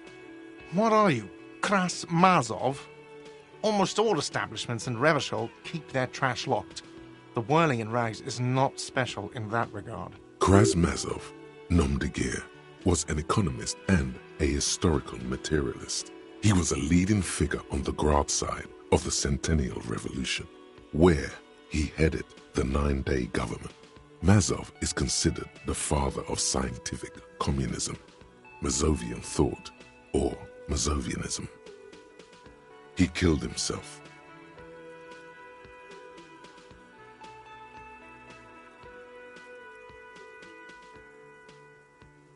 No one was implying you were, officer. Where were we?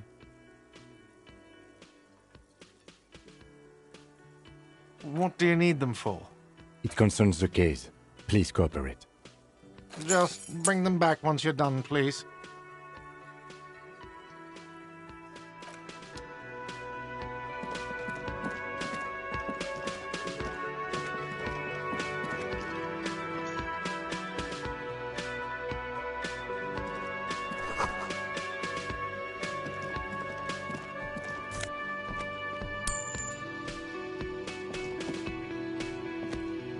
A thin man is smoking below an exhaust hood, occasionally sipping from his mug.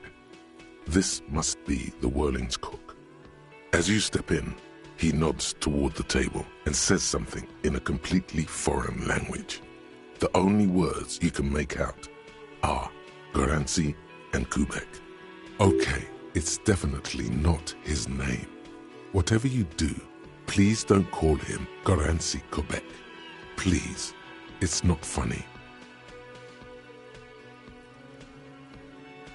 The man puts his cup down and replies something, his left hand drawing arcs in the air. He smiles and bangs his ladle against each of his pots in turn. It's almost like music, especially with the sounds of assorted dishes boiling and simmering on the stove. You see a heavy steel door with a prominent dimple lock. You immediately feel drawn to the color. Blue is for mystery.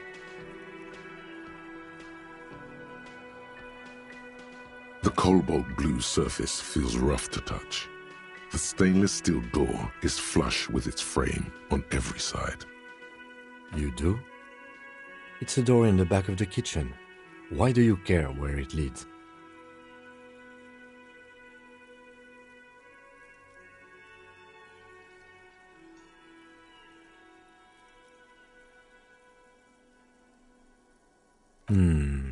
Yes, I suppose it's worth seeing if we can get in. Just to be thorough, as a side investigation. Gart is the person to ask about this, the cafeteria manager.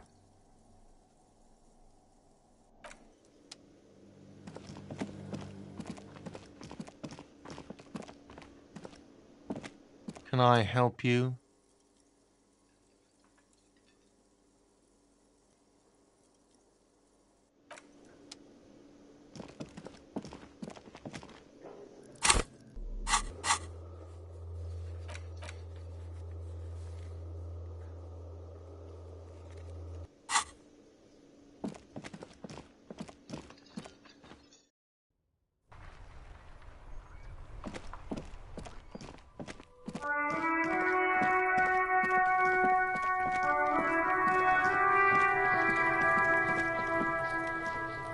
This trash container is locked. The sliding lid has a padlock that says, "Whirling in Rags."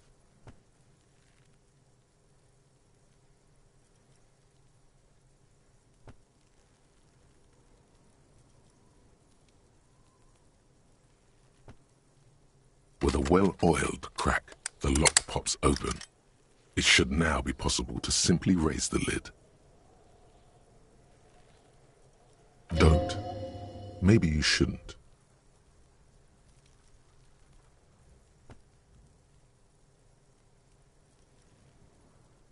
There is, but you won't like it. Sweat forms on your brow. Your hand is still on the lid. The smell of rotten food rises to greet you. You see soggy cartons, dirty rags, and organic waste.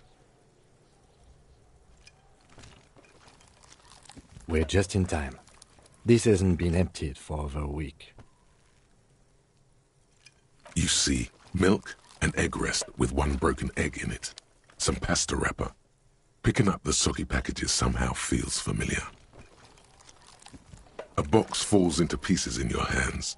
Baptiste Soleil cereal. There are plastic pasta packages below. And turbo noodles. Nothing of note, however. Among the threadbare kitchen towels, something catches your eye. A pair of denim trousers. As the legs of the slime-covered jeans begin to unspool from the garbage, a rank corpse smell fills the air. The victim's clothes? Cadaverine odor is faint. If these belong to the deceased, they were removed when he was still in the early stages of decay. Drop them in here, officer. Guitar-marked blue jeans. Pockets empty or emptied. He wore them with a belt, too, a white belt. The loops appear stretched, but the belt is missing. That's it. Do you see anything else in there? Something slimy catches your eye. A drab, long-sleeved shirt, olive-colored, appears from the food waste, dripping with pus. This is a military-type overgarment. No label or serial number. This is the kind of rib-knit shirt that's worn over light armor to conceal it in an urban scenario. Anything more? The rest of the rags are just kitchen variety waste. A yellow old mug that catches your eye. But other than that... All right. We should go to Gart again and ask if he knows who put the clothes in the trash. It could be as simple as someone from the hostel cleaning the yard. Or that one. I'd advise against confronting that force.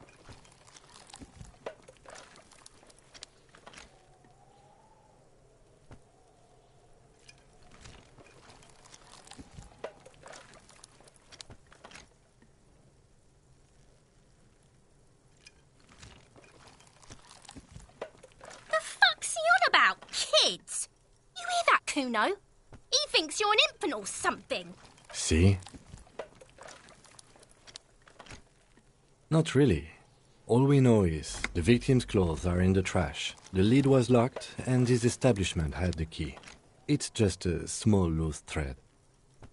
The lieutenant nods, then looks back into the trash container. It's just organic waste, cold and slimy on your hands. Apple and potato peels, mostly. Unidentified sludge, and the occasional chicken bone thrown in for good measure. But hey, nothing. It's nothing. Nothing more to see here. What's this?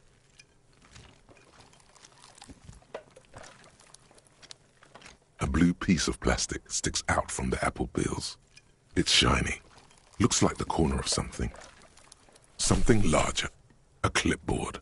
A blue plastic clipboard with moist papers hanging from it. They look badly damaged, but you can still make out forms and notes, written in a man's handwriting. Officer, is that your paperwork?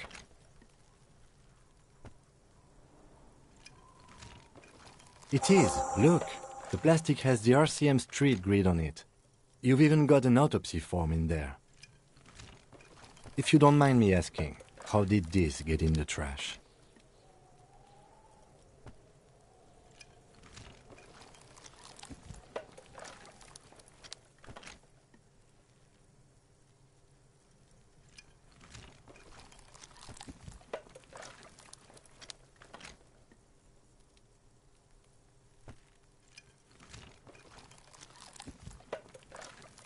What are you talking about?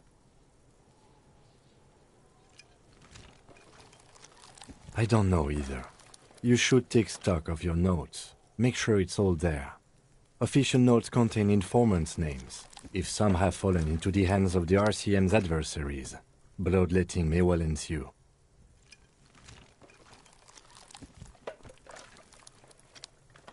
It would also not hurt to start taking notes on the case. Now, tell me what your eagle eyes see. Or are we finished?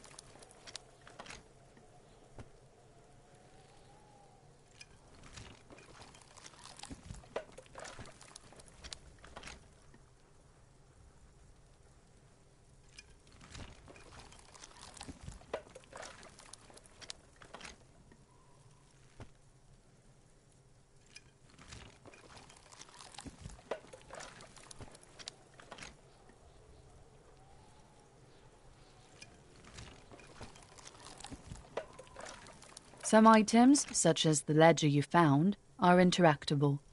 Go to your inventory and select the Interact tab to read your paperwork.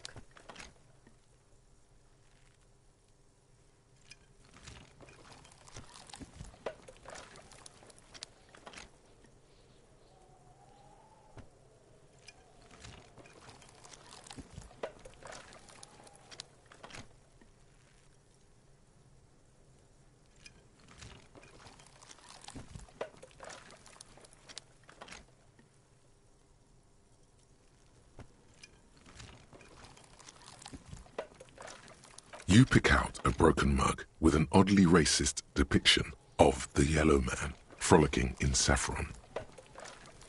Only in its social sensibility.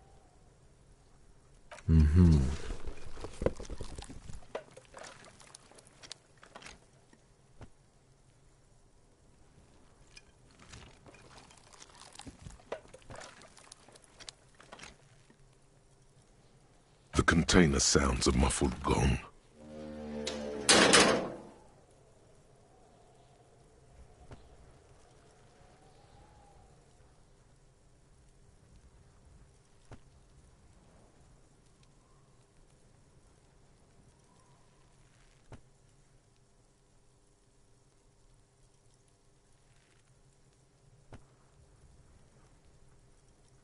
That's one thing off the list.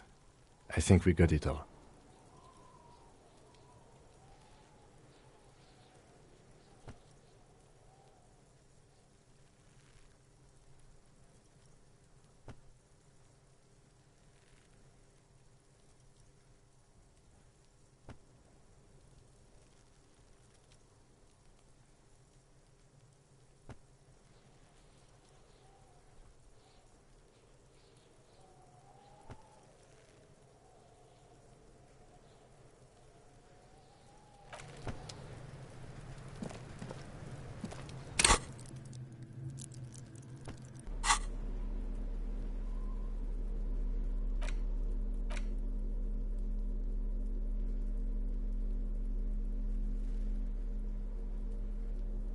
It's just a racist mug.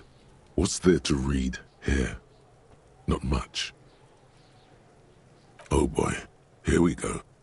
What are you going to say about a broken, tossed-away mug that you dug out of the garbage?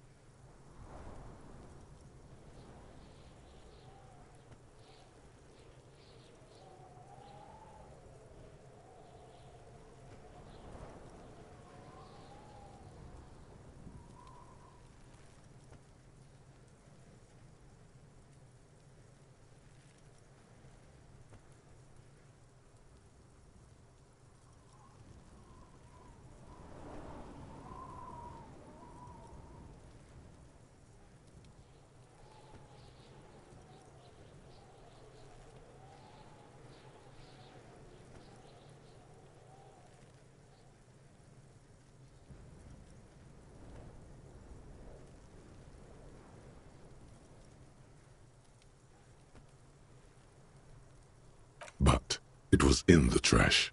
Why not just call it out when you see it? Or do some volunteering work?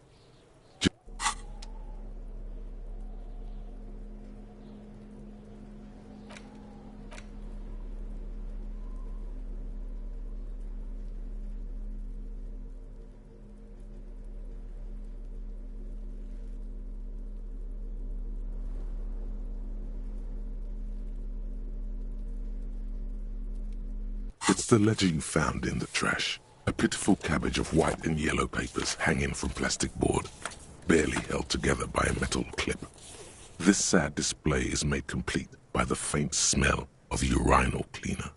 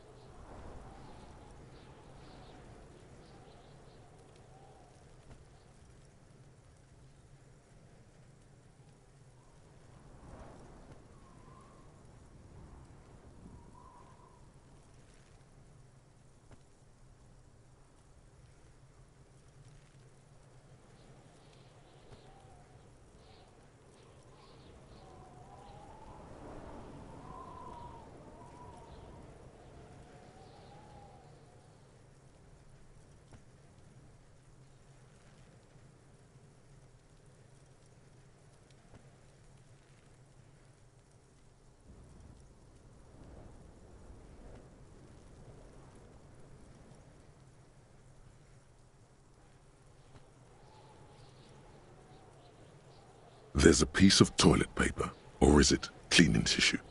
No, it's toilet paper, desperately sticking to the back of the blue plastic clipboard.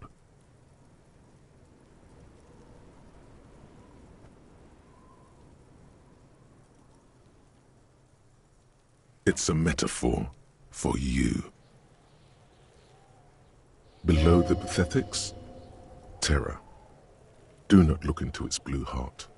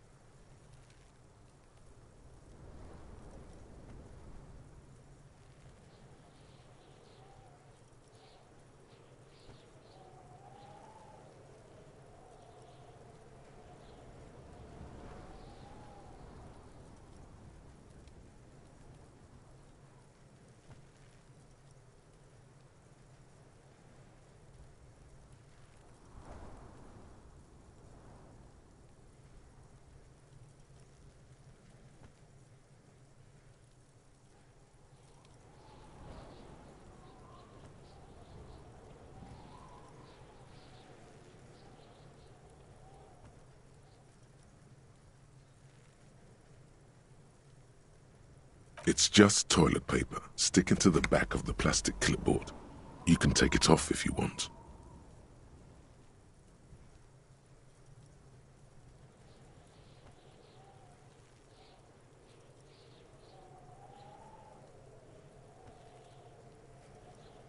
Still wet, the toilet paper peels off the plastic easily. All you have to do is shake it off with your finger and voila! The ledger now looks marginally better.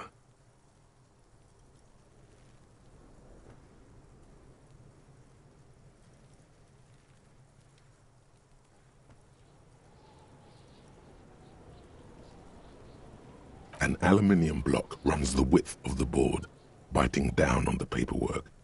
Its crocodile teeth are the only thing keeping the papers together. A regular pencil, the tip worn down to nothing, has been attached to the clip.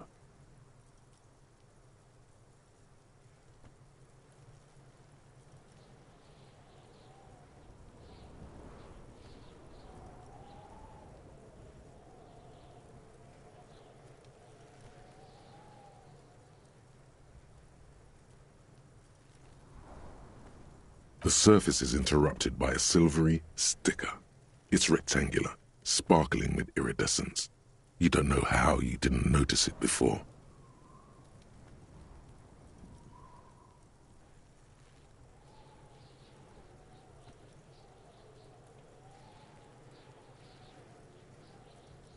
What? That thing. It's a halogen watermark. We use it for adding information to RCM property.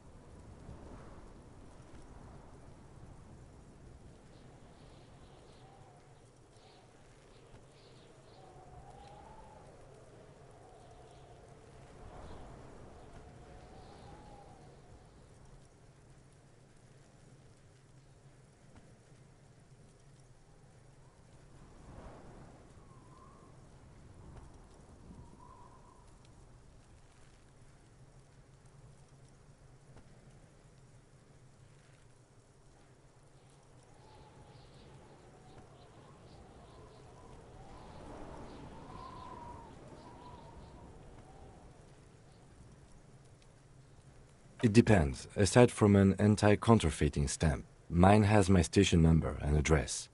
The information varies by date of issue.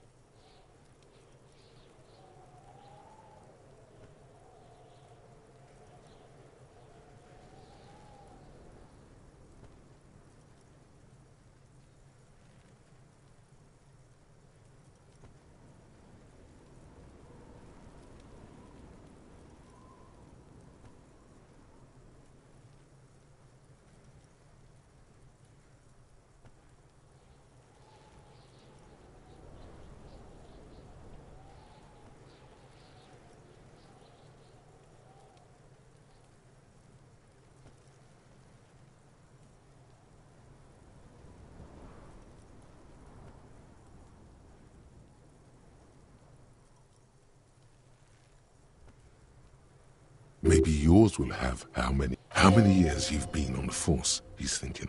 It'll have that.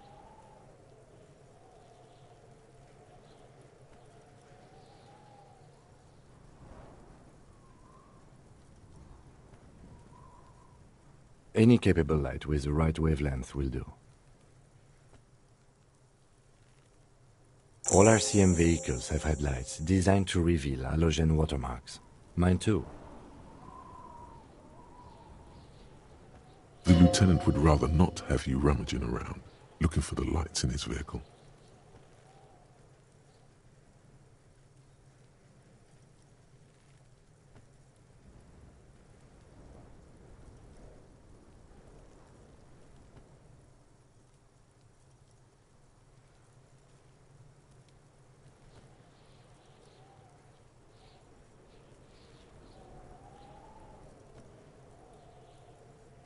Okay.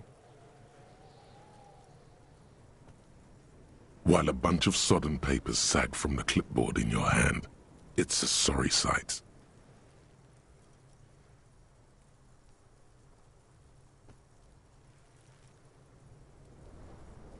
An aluminium block runs the width of the board, biting down on the paperwork. Its crocodile teeth are the only thing keeping the papers together. A regular pencil, the tip worn down to nothing, has been attached to the clip.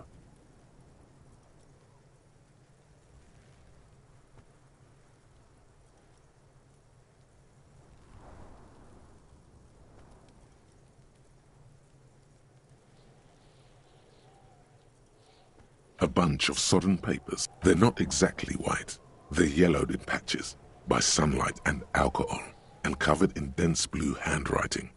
Ink escapes into watercolor patterns, reaching its tendrils across entire pages. The paper itself is checkered, with faint red lines forming short paragraphs.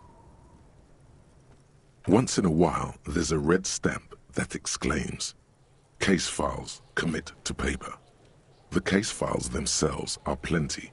You count more than 100 sodden, crumpled up, earmarked pages falling apart in your hands. They appear to be sufficiently work, strife, poverty, the Jamrock Quarter. These are handwritten logs of investigations dating back to January 51, this year. The exact number is hard to estimate due to missing pages and an odd naming convention. But there are at least 20, maybe 30 cases undertaken, not completed, mind you. It's the middle of March.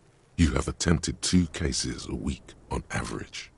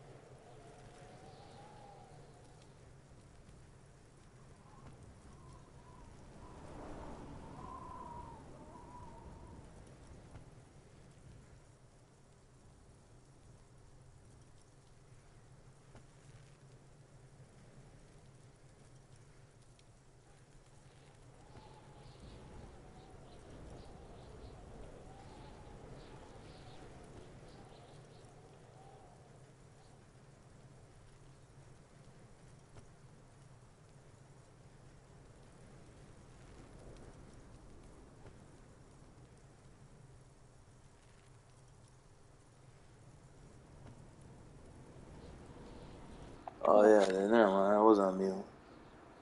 And that's why they can't hear it. I think you be putting it on mute. I ain't paying no mind to that shit. I ain't even know, but. But sometimes I be saying stuff you don't want the people to hear me say. Mom, for real, I ain't. It's not like they done not haven't heard anything, but I ain't even paying no mind to it. I don't be paying attention to this damn streaming shit. I just put it on there. You tell me, babe, it's unmuted, muted, it's unmuted or muted. And I won't say nothing.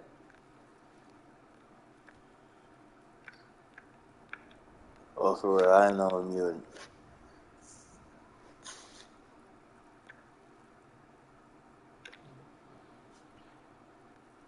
Huh? Two complex cases to undertake What? is a lot, yes. You really have to push yourself. I would What not suggest it, lest you start making mistakes. do I do? I don't know. Inside the bed. Sassy, really? Yes. I love my kitties though. Get on my nerves. Two? That's a lot. I didn't mean to say you are making mistakes, by the way. That was presumptuous of me.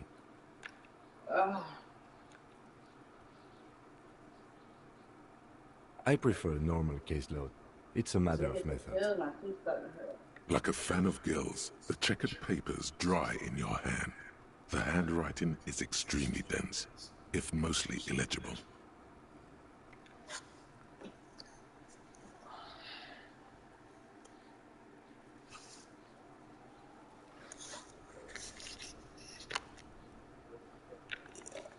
This motherfucker's dead.